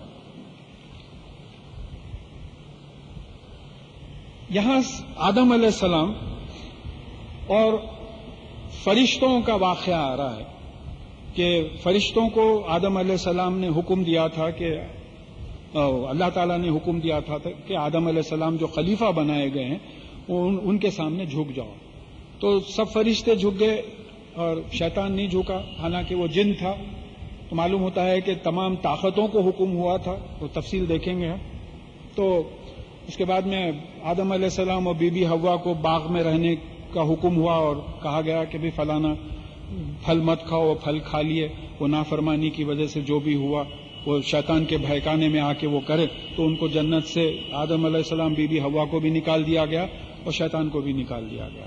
پھر یہ کہا گیا ہے کہ دیکھو ہم وقتاً فوقتاً تمہارے پاس اپنا میسج بھیجتے رہیں گے مختلف پیغمبروں کے ذریعے، تو جو اس کی اتباع کرے گا وہ مزے میں رہے گا اور جو نہیں کرے گا وہ دوزخ میں رہے گا. تو اب اس کے لیے یہ چیز کو سمجھنے کے لیے 2-3 الفاظ ایسے ہیں جس کو سمجھنا ضروری ہے کہ ملائک کیا چیز ہے. اور میں آپ سے پہلے بھی کہہ چکا ہوں کہ میں اپنی رائے سے کام نہیں لیتا. قرآن نے اس لفظ کو کس طریقے سے سمجھایا ہے، تفسیر بھی رائے کا سوال نہیں پیدا ہوتا. قرآن نے ایک لفظ کو سمجھایا ہے. اب جیسا دیکھیے، اب اللہ تعالیٰ کے بارے میں ہم سمجھے کہ یہ کائنات کا مالک ہے، پھر دیکھے کہ انت دہر زمانہ ہے، ہر چیز انوالوڈ ہے اس میں. اس کی بھی ایجنگ ہو رہی، میری بھی ایجنگ ہو رہی، اس کی بھی ایجنگ ہو رہی، ہر چیز انوالوڈ ہے. تو اللہ تعالیٰ کو ہم پہچانیں. اب معلوم ہو گیا کہ زمانہ تو ہر جگہ ہے، کوئی بھی بات کریں گے تو زمانے کو سنے آ جائے گا. تو ذرا احتیاط پیدا ہوگی طبیعت میں. کچھ بھی سوچیں گے تو زمانے کو معلوم ہوگا، کیونکہ time and work, time and distance, ہر چیز ٹائم کے اگینسٹ کام کرتی. تو زمانہ ہر جگہ انوالوڈ ہے. اس لیول پہ اگر آپ اللہ تعالیٰ کو پہچان لیں تو مجال نہیں ہے آپ ادھر ادھر دیکھیں، غلط جگہ نظر پڑی، آپ سمجھ گئے کہ اللہ تعالیٰ دیکھ رہے ہیں، زمانہ ہر جگہ ہے. تو آپ اللہ تعالیٰ کو اللہ کے فضل سے پہچاننے کی کوشش کریں. اب ملائک کو پہچاننا ہے. اب ہماری مادی دنیا میں ہوتا یہ ہے کہ کسی چیز کا کمپوزیشن، اس کا اسٹرکچر اور اس کا فنکشن، اس کا مقصد کیا ہے، یہ 3 چیزیں معلوم ہونا پڑتا ہے. اب جیسا یہ کھمبا ہے، اس کا کمپوزیشن ہے سیمنٹ، یہ اس کا شیپ ہے اسکوائر پلر. اس کا مقصد ہے چھت کو سپورٹ دینا. اب اللہ تعالیٰ کے بارے میں ہم کو کمپوزیشن بھی نہیں معلوم, ان کا شیپ بھی نہیں معلوم. ہاں ان کا فنکشن معلوم ہے کہ رب ہیں, پالتے ہیں ہم سب کو, ان کی مصروفیت جو ہے پالنا ہے. تو اسی طریقے سے ملائک کے بارے میں جب آپ آتے ہیں تو حضرت عائشہ رضی اللہ تعالیٰ عنہ کی روایت سے ایک حدیث ملتی ہے جس میں انہوں نے کہا ہے کہ ملائک نورانی مخلوق ہے. یہ دیکھیے نور عربی لفظ ہے. اب اس کو انگلش میں آپ ٹرانسلیٹ کریں گے تو اس کو ریڈینس بولیں گے آپ, اور سائنٹیفک لینگویج میں اگر ٹرانسلیٹ کریں گے تو آپ اس کو الیکٹرو میگنیٹک ریڈیشن بولیں گے. بات سمجھے, میں بہت محتاط ہوں کہ اپنی رائے استعمال نہ کروں. نور کو سائنٹیفک لینگویج میں اگر آپ بولیں گے تو الیکٹرو میگنیٹک ریڈیشن بولیں گے, ای ایم ایف جس کو بولتے, انگلش میں ریڈینس بولیں گے. تو اب ان کا فنکشن کیا ہے, قرآن اور حدیث سے جو ہے ملائکہ کا مقصد کیا ہے, تو بتایا گیا ہے کہ یہاں ریفرنسز ہیں قرآن کے, اگر کسی کو ہونا تو لے سکتے ہیں کہ ملائک آسمان میں رہتے ہیں اور زمین پر بھیجے جاتے ہیں.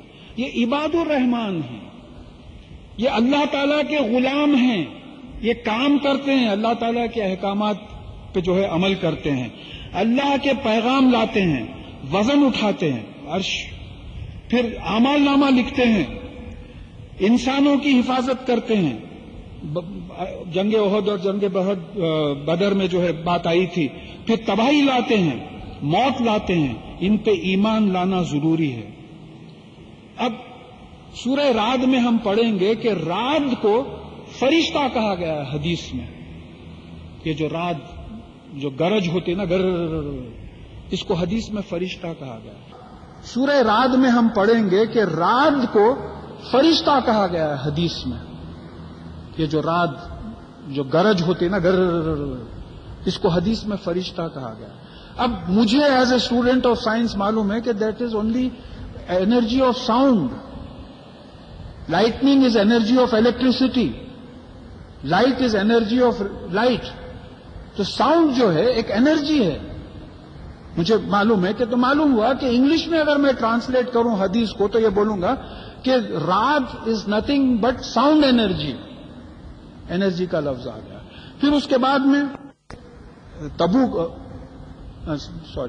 طائف تشریف لے گئے تبلیغ کے لیے. جب مکے میں لوگ زیادہ ماننے نہیں لگے تو جب آپ طائف کے لوگ بچوں کو لگا دیے ان پہ پتھراؤ کرنے کے لیے, خون بہنے لگا اور آپ جوتیاں بھر گئی آپ کی خون سے. آپ نے کہا کہ طائف کی اتنی تکلیف مجھے کبھی نہیں ہوئی تھی. تو جب اللہ تعالیٰ کو غصہ آیا تو اللہ تعالیٰ نے اس فرشتے کو بھیجا جو پہاڑوں کا انچارج ہے, اور کہا کہ اگر آپ حکم دیں تو میں اس طائف کی پہاڑی میں اس قوم کو مسل کے پھینک دوں. تو کہا کہ نہیں, میں رحمت بن کے آیا ہوں, کس کو معلوم یہاں سے کچھ ایسے لوگ اٹھیں گے جو اسلام کی مدد کریں گے. لہذا خالد بن ولید رضی اللہ تعالیٰ عنہ وہیں سے تھے. تو معلوم ہوا کہ پہاڑوں کے فرشتے ہیں. اب میں جیولوجسٹ ہوں, اب یہ پہاڑوں میں یہ سب جب ہوتا تو وہ پینٹ اپ انرجیز رہتے جس کی وجہ سے ارتھ کویک آتے اور والکینک ایرپشنز ہوتے وغیرہ وغیرہ, انرجیز رہتے ہیں. پھر اس کے بعد میں لوط علیہ السلام کے پاس فرشتے آئے. پھر ان سے پوچھا گیا آپ کا مقصد کیا ہے, تو بولے اس قوم پہ بارش کرنا ہے پتھروں کی. تو وہاں زلزلہ بھی آیا اور پھر جو ہے وہ والکینک ایرپشن بھی ہوا, اس کی پتھروں کی بارش ہوئی. تو وہ بھی انرجیز ہیں, پینٹ اپ انرجیز ہیں اندر. تو پھر اب یہاں اگر آپ آگے بڑھے تو آپ کو احادیث میں 4 فرشتوں کے نام آتے ہیں. جبرائیل علیہ السلام, میکائیل علیہ السلام, اسرافیل علیہ السلام اور اسرائیل علیہ السلام. اور جو فزکس کے اسٹوڈنٹس ہیں وہ جانتے ہیں کہ نیچر میں صرف 4 بیسک فورسز ہوتے ہیں. 4 بیسک فورسز ہوتے ہیں: electro magnetic radiation, gravity, strong nuclear forces جو سورج وغیرہ ستاروں میں کام کرتے ہیں, اور ویک بیٹا ڈی کے فورسز. اب جبرائیل علیہ السلام کا کام یہ بتایا گیا ہے کہ کمیونیکیشن, اللہ تعالیٰ کے میسیجز کو انسان تک پہنچانا. اب یہ جو فیلڈ ہے الیکٹرو میگنیٹک ریڈیشن کے تحت آ جاتی. تو کیا جبرائیل علیہ السلام الیکٹرو میگنیٹک ریڈیشن کا جو فورس ہے اس کے انچارج ملک ہیں؟ اچھا، پھر اسرافیل علیہ السلام سور لے کے بیٹھے ہوئے ہیں پھونکنے کے لیے. سورہ انبیاء کی 104 آیت میں قیامت کے بارے میں کہا گیا کہ جب ہم آسمانوں کو لپیٹ دیں گے جیسا لکھنے کا کاغذ لپیٹتے ہیں. ہاں، پھر سائنٹیفکلی یہ معلوم ہو رہا ہے کہ اب یہ یونیورس ایکسپینڈ ہو رہی، فائنلی کولیپس ہوگی تو گریوٹی بڑھ جائے گی. تو کیا اسرافیل علیہ السلام گریوٹی کے انچارج ہیں؟ اب گریوٹی مینٹین کرے ہوئے ہیں، جب حکم ہوگا گریوٹی کم کر دیں گے تو پوری کائنات آ کے مل جائے گی سیکنڈ فورس. پھر میکائیل علیہ السلام کے بارے میں ہے کہ یہ ہواؤں اور بادلوں کے جو ہے انچارج ہیں. اب ہم کو معلوم ہے کہ سورج کی روشنی سے، گرمی سے جو ہے بھاپ بنتے، بادل بنتے، ہوا چلتی وغیرہ، اور سورج میں نیوکلیئر ری ایکشنز ہو رہے ہیں. Hydrogen is getting converted to helium, nuclear reaction ہو رہا ہے. تو کیا میکائیل علیہ السلام ساری کائنات کے نیوکلیئر انرجی کے انچارج ہیں؟ پھر ایک ایکسپیریمنٹ ہوا تھا جس میں چوہوں کو ایکسٹرا ڈوز آف کلوروفارم دیے تھے تو ان کے برین میں بیٹا ڈیکے کی وجہ سے موت ہوئی تھی ان کی. اور ڈاکٹرز ہیں یہاں پوچھ سکتے ہیں آپ، آج کل موت ڈیفائن اسی وقت کرتے جب برین فیل ہوتا. پہلے ہارٹ کو بولتے تھے، برین جب تک فیل نہیں ہوا موت ڈیفائن وہ نہیں کرتے، ڈکلیئر نہیں کرتے. تو کیا اسرائیل علیہ السلام یا ملک الموت جس کو بولتے ہیں وہ روح ایسا قبض کرتے ہیں کہ برین میں بیٹا ڈیکے شروع ہو جاتا ہے؟ تو اب یہاں یہ چیزیں آپ کو احادیث سے ملتی ہیں. پھر اس کے بعد میں ہم قرآن دیکھ لیے، حدیث دیکھ لیے. اب اگر لغات پہ آپ آئیں تو معلوم ہوتا ہے کہ یہ میم لام کاف سے جو ملائک بنا ہے اس کے معنی آتے ہیں یا ریفرنسز ہیں آیتوں کے، طاقت کے، پاور کے، قابو کے، کنٹرول کے، اور پھر جو ہے اونرشپ، مالک کے، اور بادشاہ کے. اب پھر اس کے بعد آپ دیکھیں گے کہ جو انرجیز سے ہم وابستہ ہیں، لائٹ ہے، ساؤنڈ ہے، الیکٹریسٹی ہے، میگنیٹزم ہے، ڈائنامکس ہے، ہیٹ ہے، جس کی وجہ سے یہ پمپس چل رہے ہیں، کارز چل رہے ہیں، پلینز چل رہے ہیں، ٹیلی فونز چل رہے ہیں، کمپیوٹرز چل رہے ہیں. تو معلوم ہوا کہ یہ تمام جو ہے یہ ملائک کا جو ڈسکرپشن آ رہا، ہماری ماڈرن نالج کے بیک گراؤنڈ میں یہ ملائک انرجیز ہیں یا انچارجز آف انرجیز ہیں؟ تھوڑا وقت لیجیے سمجھنے کے لیے. ملائک جن کو جھکایا گیا آدم علیہ السلام کے سامنے، یا تو یہ انرجیز ہیں یا انچارجز آف انرجیز ہیں. جبرائیل علیہ السلام کے تحت یہ فورس دے دیا گیا، اسرافیل علیہ السلام کو جو ہے گریوٹی کا فورس دے دیا گیا. یہ تمام جو ہے، جیسا دیکھیے اب چیز ہوتی ہے کہ اب ایک ڈائریکٹر ہے، ایک اسسٹنٹ ڈائریکٹر کو ایک پاور دیتا ہے، ایک اسسٹنٹ ڈائریکٹر کو ایک پاور دیتا ہے، ایک اسسٹنٹ ڈائریکٹر مددگار جو ہوتے ہیں وہ شیئر نہیں کرتے پاور، کبھی بھی اللہ تعالیٰ وہ پاور ان سے لے سکتا. تو اب یہ ہوا آپ کے ملائک کی بات. اس کے بعد میں خلیفہ کی بات اگر آئے آپ تو اس میں بہت چھوٹی سی بات آ رہی ہے کہ قرآن میں داؤد علیہ السلام جو بادشاہ تھے ان کے لیے لفظ خلیفہ استعمال ہوا. اور موسیٰ علیہ السلام جب کوہ طور پہ گئے تو ہارون علیہ السلام کو بولے کہ تم میرے پیچھے خلیفہ کا کام کرو. تو خلیفہ کا مطلب یہ ہوا کہ انچارج، جس کو چارج دیا جاتا ہے. اب نعوذ باللہ بعض لوگ ڈیپیوٹی آف گاڈ آن ارتھ بول کے کر دیے، ڈیپیوٹی بولے تو ذرا بات بہت بڑھ جاتی ہے، وائس جرنٹ بول کے کر دیے. یعنی اللہ تعالیٰ نے ان کو زمین میں ہیومن افیئرس کا انچارج بنایا. دیکھیے خلیفہ کون ہے؟ انسانوں کا خلیفہ آدم انسان ہی ہے، زمین کا. نیچرل فورسز کا انچارج نہیں ہے، وہ بارش نہیں برسا سک رہا. انسان کے افیئرس پہ جو ہے خلیفہ بنا ہوا ہے، زمین کا انچارج ہے. اب یہ انچارج کا کیا واسطے بنا ہے؟ کہ اللہ تعالیٰ کا دین زمین پہ قائم کرنا. اس کے بجائے کیا کر رہا؟ اپنی حکومت قائم کر رہا زمین پہ، دنیا بھر کے ہنگامے کر رہا. اب اس کے بعد میں آپ چوتھے اور بہت امپورٹنٹ لفظ پہ اگر آئے، سجدہ، تو بتایا گیا ہے کہ جو کوئی من فی السماواتی والارض، جو کوئی آسمانوں اور زمین میں ہے اللہ تعالیٰ کو سجدہ کرتا ہے، خوشی یا ناخوشی سے. پھر دوسری آیت میں کہا گیا ہے کہ اس کے ساتھ ہی سورج، چاند، ستارے، پہاڑ، جھاڑ، جانور اور انسان بھی سجدہ کرتے ہیں، لیکن ان کا سجدہ ہمارے سجدے کی طرح نہیں ہوتا. پھر سجدے کا مطلب کیا ہوا؟ بھئی ہمارا سجدہ تو ابھی آپ سجدہ کر چکے ہیں، کبھی سورج کو ایسا سجدہ کرتے ہوئے نہیں دیکھے، کوئی جھاڑ کو نہیں دیکھے، کسی چیز کو نہیں دیکھے اس طریقے سے سجدہ کرتے ہیں. اور یہاں ہے کہ من فی السماواتی ما فی السماواتی، ہر جاندار چیز، ہر بے جان چیز اللہ تعالیٰ کے سامنے سجدہ. یہ سجدے میں ہیں، یہ وہ قانون پہ عمل کر رہا ہے جو قانون اللہ تعالیٰ نے بنایا ہے.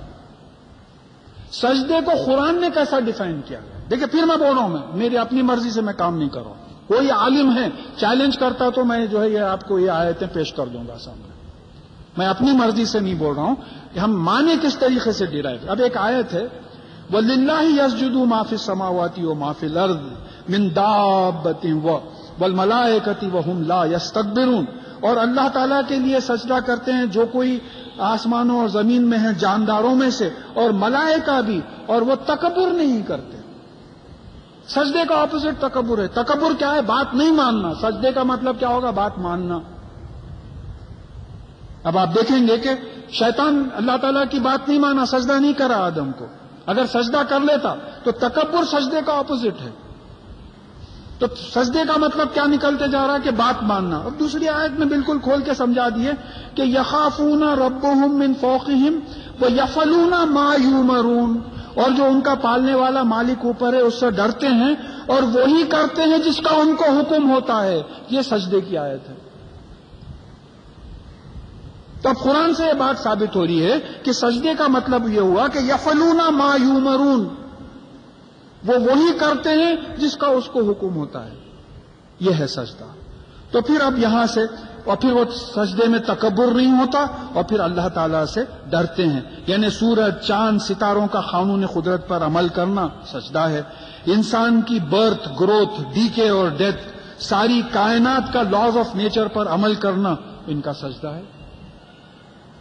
اللہ تعالیٰ کے جو قوانین ہیں اس کو بات کو مان لینا سجدہ ہے. چلیے اب یہ سلسلے میں آخری لفظ جو سمجھنا ہے وہ ہے ابلیس. یہ جو ہمارا بیسٹ فرینڈ ہے. اب یہ ابلیس جو ہے لفظ بلس سے نکلا. بلس کا مطلب ہے نا امید ہونا. اب کیونکہ یہ اس کو بھی امید تھی کہ زمین کا خلیفہ بنائیں گے، انچارج بنائیں گے، تو جب آدم علیہ السلام کو بنا دیے، انسان کو بنا دیے، تو یہ نا امید ہو گیا. تو آدم علیہ السلام سے وابستہ جو شیطان ہے اس کا نام ابلیس ہے. اب ابلیس جو ہے اس کے قبیلے بھی ہیں، اس کی فوجیں بھی ہیں ابلیس کے. اور پھر اب کافی تفصیل اس کی آ رہی ہے قرآن کی، وقت بس نہیں ہوگا. اتنا سمجھی کہ آدم علیہ السلام سے جو وابستہ جو شیطان ہے اس کا نام ابلیس ہے. اور ابلیس سورہ واقعہ کی 50th آیت میں بات آئی ہے سورہ کہف کی کہ یہ جنوں میں سے تھا، یہ ملک نہیں تھا، فرشتہ نہیں تھا. اب جو اس کو فرشتہ بولتے ہیں ان کا بولنا نہ کوئی قرآن کی آیت پہ ہے نہ کوئی حدیث پہ ہے. یہ تشریح ہے، علماء کی تشریح ہے. اگر حدیث آتی منہ بند کر لیتا ہوں، اگر قرآن کی آیت کہیں آتی تو منہ بند کر لیتا ہوں. تو اب یہ انشاءاللہ اب ہم اس کے بعد اب جو سمجھیں گے تو اللہ کرے کہ یہ باتیں اچھی طریقے سے سمجھ میں آ جائیں.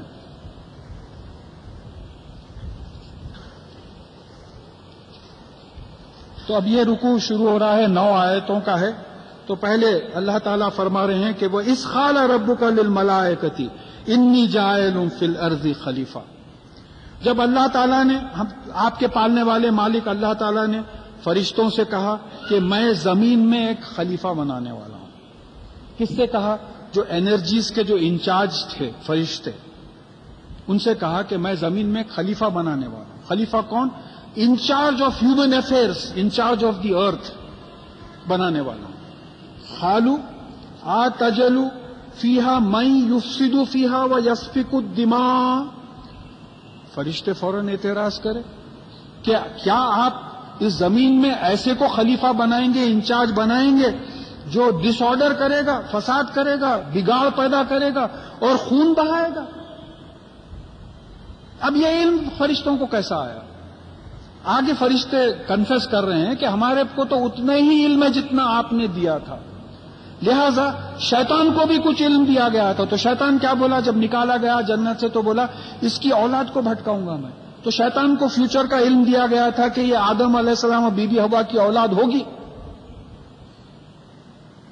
تو پھر اللہ تعالیٰ بھی وہی حکم سنا دیے تھے کہ ان کی اولاد میں سے جو تیری پیروی کریں گا تجھ سے اور ان سے جو ہے میں دوزخ کو بھر دوں گا، جميعا پوروں کو جو ہے بھر دوں گا. تو فرشتے جو ہے اعتراض کرنے لگے کہ ایسے انسان کو آپ خلیفہ بنا رہے ہیں جو وہاں بگاڑ ڈس آرڈر کرے گا سارا اور پھر خون بہائے گا. وَنَحْنُ نُسَبِّحُ بِحَمْدِكَ وَنُقَدِّسُ لَكَ، اور ہمارا کوالیفیکیشن، ہم آپ کی تسبیح کرتے ہیں، ہم آپ کی تعریف کرتے ہیں، ہم آپ کو پاک سمجھتے ہیں، ہمارے یہ کوالیفیکیشنز ہیں، ہم کو چھوڑ کے جس دیکھیں دبی زبان میں اعتراض ہے. ابلیس کا ویسا کھل کے نہیں آ رہے ہیں سامنے، ان کا معلوم ہو رہا دبی زبان میں اعتراض ہے کہ ہمارا کوالیفیکیشن ہے کہ نسبح. اب یہ سبحہ کا مطلب کیا ہوا؟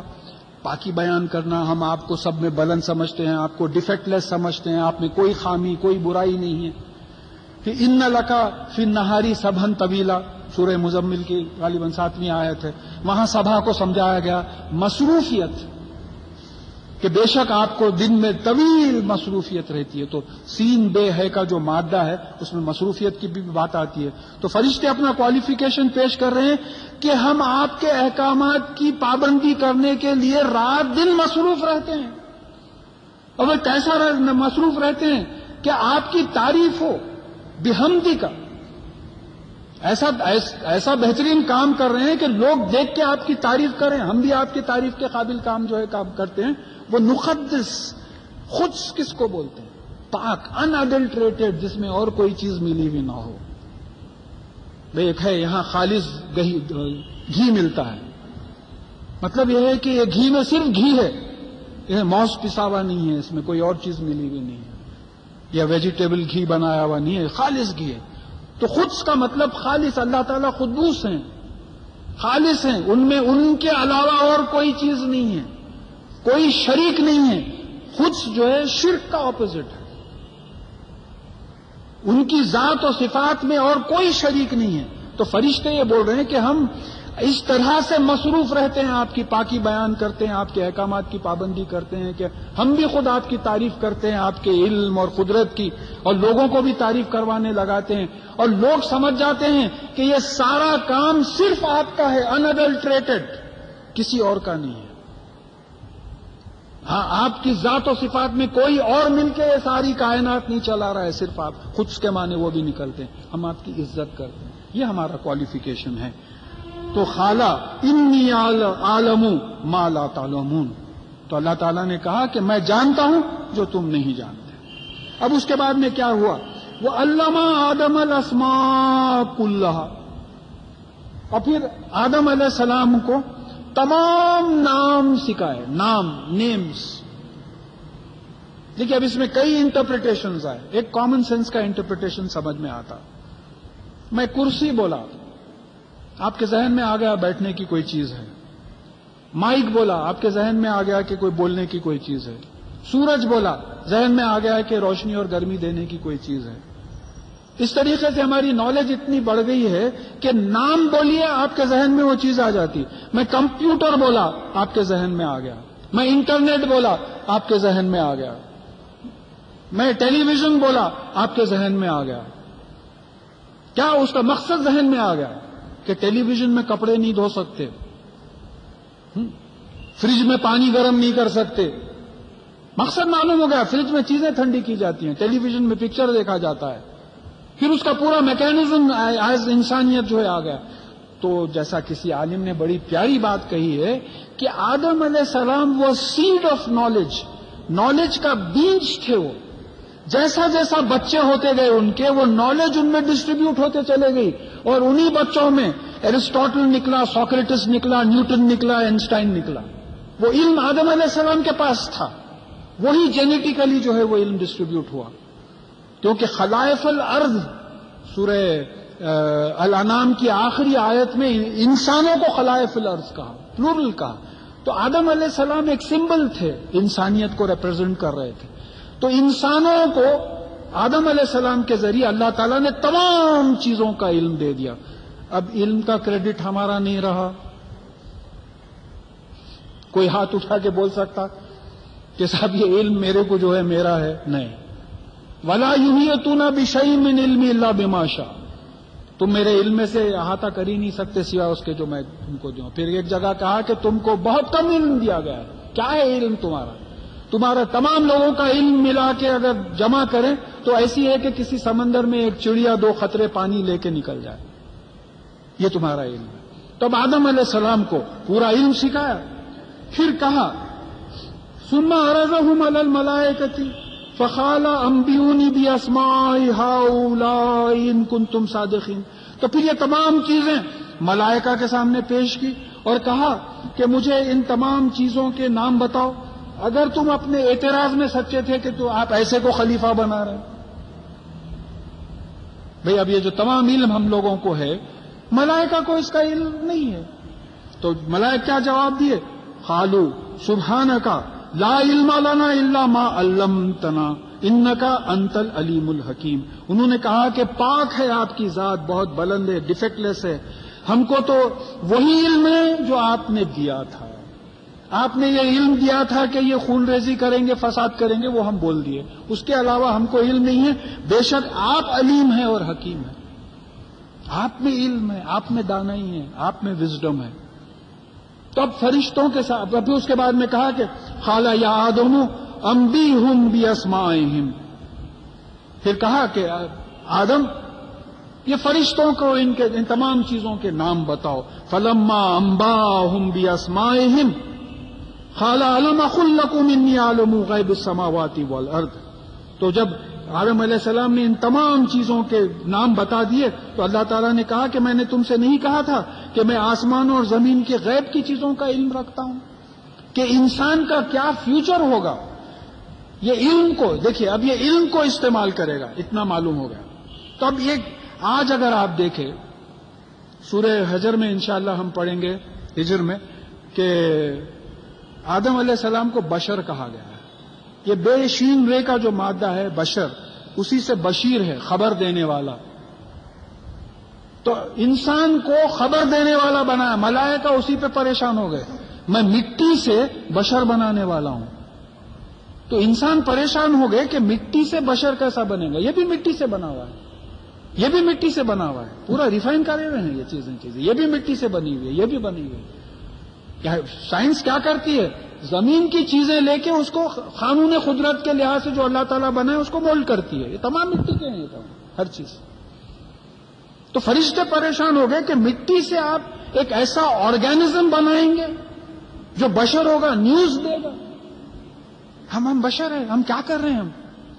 آپ اپنا ایکسپیرینس ذرا تھوڑی دیر غور کیجئے. ہم یا تو لوگوں سے خبر لیتے یا خبر دیتے اور کچھ بھی نہیں کرتے. تیسرا کام ہی نہیں کرتے ہم اپنی بات چیت میں. کیا ہے بھی کیسے ہے، بھابھی کیسے ہیں، بچے کیسے ہیں. بولے ٹھیک ہے. آپ کے پاس کیا؟ آپ خبر لے رہے ہیں. وہ بولے ٹھیک ہے. آپ کے پاس کیا ہے؟ انہوں خبر لے رہے ہیں، آپ خبر دے رہے ہیں. جو اللہ کا فضل ہے سب ٹھیک ہے. کیا ہوا آپ کے پروموشن کا؟ کیا ہوا؟ خبر لے رہے ہیں. پھر آپ خبر دے رہے ہو گیا نا بھائی. اچھا پورا آپ اپنا ایکسپیرینس دیکھیے، بشر ہیں آپ. تو فرشتے پریشان ہو گئے. اب یہاں ڈیمانسٹریشن ہے. یہاں دیکھو، اس کو علم دیا ہے، اس کو دماغ دیا ہے، اس کو میموری دی ہے. یہ علم کو میموری میں پروسیس کرے گا اور ریپروڈیوس کرے گا، جو تم نہیں کر سکتے. تو تم خلیفہ کیسا بنو گے زمین کے؟ جسٹیفائی کر دیا. آدم کا خلیفہ بنانا جسٹیفائی کر دیا، ثبوت مل گیا. اب منہ بند ہو گیا، اب کچھ نہیں بول سکے. اب چلیے آگے چلیے. پھر کہا کہ وہ عالم ماں تبدون وما کنتم تکتمون، اور میں علم رکھتا ہوں جو کچھ تم ظاہر کرتے ہو اور جو کچھ تم چھپاتے ہو. ظاہر کیا کیے تم؟ اعتراض ظاہر کیے کہ یہ فساد کرنے والا، خون کرنے والا، یہ خلیفہ کیسا بنے گا. یہ اعتراض تم ظاہر کر دیے، وہ بھی جانتا ہوں. اور جو تمہارے اندر جو شک ہے وہ بھی جانتا ہوں، جس کو تم چھپا رہے ہو. تم کھل کے بولے نہیں نا کہ ہم کو خلیفہ بناؤ. وہ جو چھپی ہوئی خواہش ہے اس سے بھی میں واقف ہوں. اندر کی بات بھی میں جانتا ہوں، باہر کی بات بھی میں جانتا ہوں. اب یہاں یہ آیت کا یا آنے والی آیت پہ بہت کانسنٹریشن ہونا ہے کہ وہ اذا قلنا للملائکۃ اسجدوا لآدم فسجدوا الا ابلیس. اور جب ہم نے ملائکہ سے کہا کہ آدم علیہ السلام کو سجدہ کرو، آدم علیہ السلام کے سامنے جھک جاؤ، تو سب جھک گئے سوائے ابلیس کے. کیوں نہیں جھکا؟ ابا واستکبر، وہ انکار کیا اور تکبر میں آ گیا، اپنے آپ کو بڑا سمجھنے لگا۔ ایک جگہ بات آئی ہے کہ سورہ ہجر میں انشاءاللہ جب ہم پڑھیں گے 5 مقامات پہ آگے انشاءاللہ آئے گی بات، تو اللہ تعالیٰ نے کہا کہ تو نے میرے حکم کی خلاف ورزی کیسے کی، تو کیوں نہیں کیا سجدہ آدم علیہ السلام؟ تو اس نے کہا کہ میں آگ سے بنایا ہے، آپ نے بنایا ہے آگ سے، اور اس کو مٹی سے بنایا ہے۔ تو آگ کی superiority over energy is superior to matter, یہ بڑے گہرے مضامین ہیں۔ یہ اس کی بات تھی۔ اب سوال یہ پیدا ہوتا کہ حکم یہاں از قلنا للملائکۃ اسجدوا آدم، جب ہم نے ملائک کو حکم دیا کہ سجدہ کرو آدم کے سامنے، ابلیس تو ملک نہیں ہے نا، ابلیس تو جن ہے۔ سورہ کہف 50ویں آیت، ابلیس جن ہے، پھر وہ آرڈر میں ہی نہیں آتا نا، انہیں ملائک نہیں ہے نا، انہیں آرڈر میں نہیں آتا۔ اب اس کو سمجھانے کے لیے بولے کہ یہ عبادت کرتے کرتے ملائک کا درجہ لے لیا تھا بولے۔ اب یہاں یہ بات سمجھ میں آ رہی ہے کہ میم لام کاف کا جو مادہ ملائک جو بنا ہے جس سے، اس کا مطلب انرجیز، تمام انرجیز کو حکم دیا گیا تھا کہ آدم علیہ السلام کے قبضے میں آ جاؤ۔ تمام انرجیز جھک گئے آدم علیہ السلام کے سامنے، ابلیس نہیں جھکا۔ آج ہمارے سامنے یہ چیلنج ہے، ابلیس کو جھکاؤ، جنت میں جاؤ۔ دوسرے انرجیز کو تو میں جھکا دیا ہوں تمہارے سامنے، جس کا ثبوت یہ ہے کہ آج میں آپ سے مائک پہ بات کر رہا ہوں۔ آج ٹیوب لائٹس ہیں، پنکھے ہیں، ایروپلینز ہیں، ٹیلی ویژن ہے، ہاں پمپس چل رہے ہیں، کارز ہیں، پوری انرجی۔ یہ انسان کی جو سائنٹیفک اور ٹیکنالوجیکل پروگرس ہے، یہ جو ترقی ہے، وہ اللہ تعالیٰ کی دین ہے، انسان کا اچیومنٹ نہیں ہے۔ اگر اللہ تعالیٰ ان فرشتوں کو انسان کے سامنے نہیں جھکاتے، ان انرجیز کو، ان طاقتوں کو نہیں جھکاتے، تو انسان کچھ نہیں کر سکتا تھا۔ اور آج بھی اللہ تعالیٰ اگر انسان سے صرف انرجی سلب کر لے، سوچئے، تھوڑی دیر سوچئے، ٹائم لیجیے، یہ بہت ضروری مضمون ہے۔ آج بھی اگر اللہ تعالیٰ انسان سے صرف انرجی سلب کر لیں، فلیٹوں میں پانی نہیں چڑھے گا، لوری میں ترکاری نہیں آئے گی، اناج نہیں آئے گا، ٹرینز نہیں جائیں گے، ایروپلینز نہیں چلیں گے، ممکن ہے 7-8 دن میں پورے لوگ بھوک سے مر جائیں گے۔ یہ اللہ تعالیٰ کا کرم ہے۔ دیکھیے، علم دیا، انرجی دیا، خلیفہ بنا۔ اب مقصد کیا تھا کہ میرے دیے ہوئے علم سے ان طاقتوں کو استعمال کر کے بحیثیت خلیفہ میرا دین اسلام اس دنیا میں رائج کرو۔ اس واسطے خلیفہ بنایا۔ خلیفہ وداؤٹ پاورز از نو سینس۔ پریزیڈنٹ ہیں آپ کے پاس، پاورز ہی نہیں۔ پیشاب کو جانے کے واسطے بھی پروگرام میں ہونا، میں آنکھوں سے دیکھا ہوا ہوں۔ ہمارے آفس میں کوئی وی آئی پی کی وزٹ ہوئی تھی تو وہ لائبریری کے ٹوائلٹ میں پورا تیاری ہوئی تھی، ان کو پیشاب آؤ یا مت آؤ، وہ وقت وہاں پیشاب کو جانا ہو۔ میں نے بولا کیا مجبوری، یا اللہ تو پریزیڈنٹ مت بنا، لکھا ہوا ہے وہاں، وہ وقت سے وہ وقت تک جو ہے ٹوائلٹ میں رہیں گے۔ تو اب یہاں خلیفہ جب بنائے، انچارج جب بنائے زمین کا، تو ان کو کچھ پاورز ہونا۔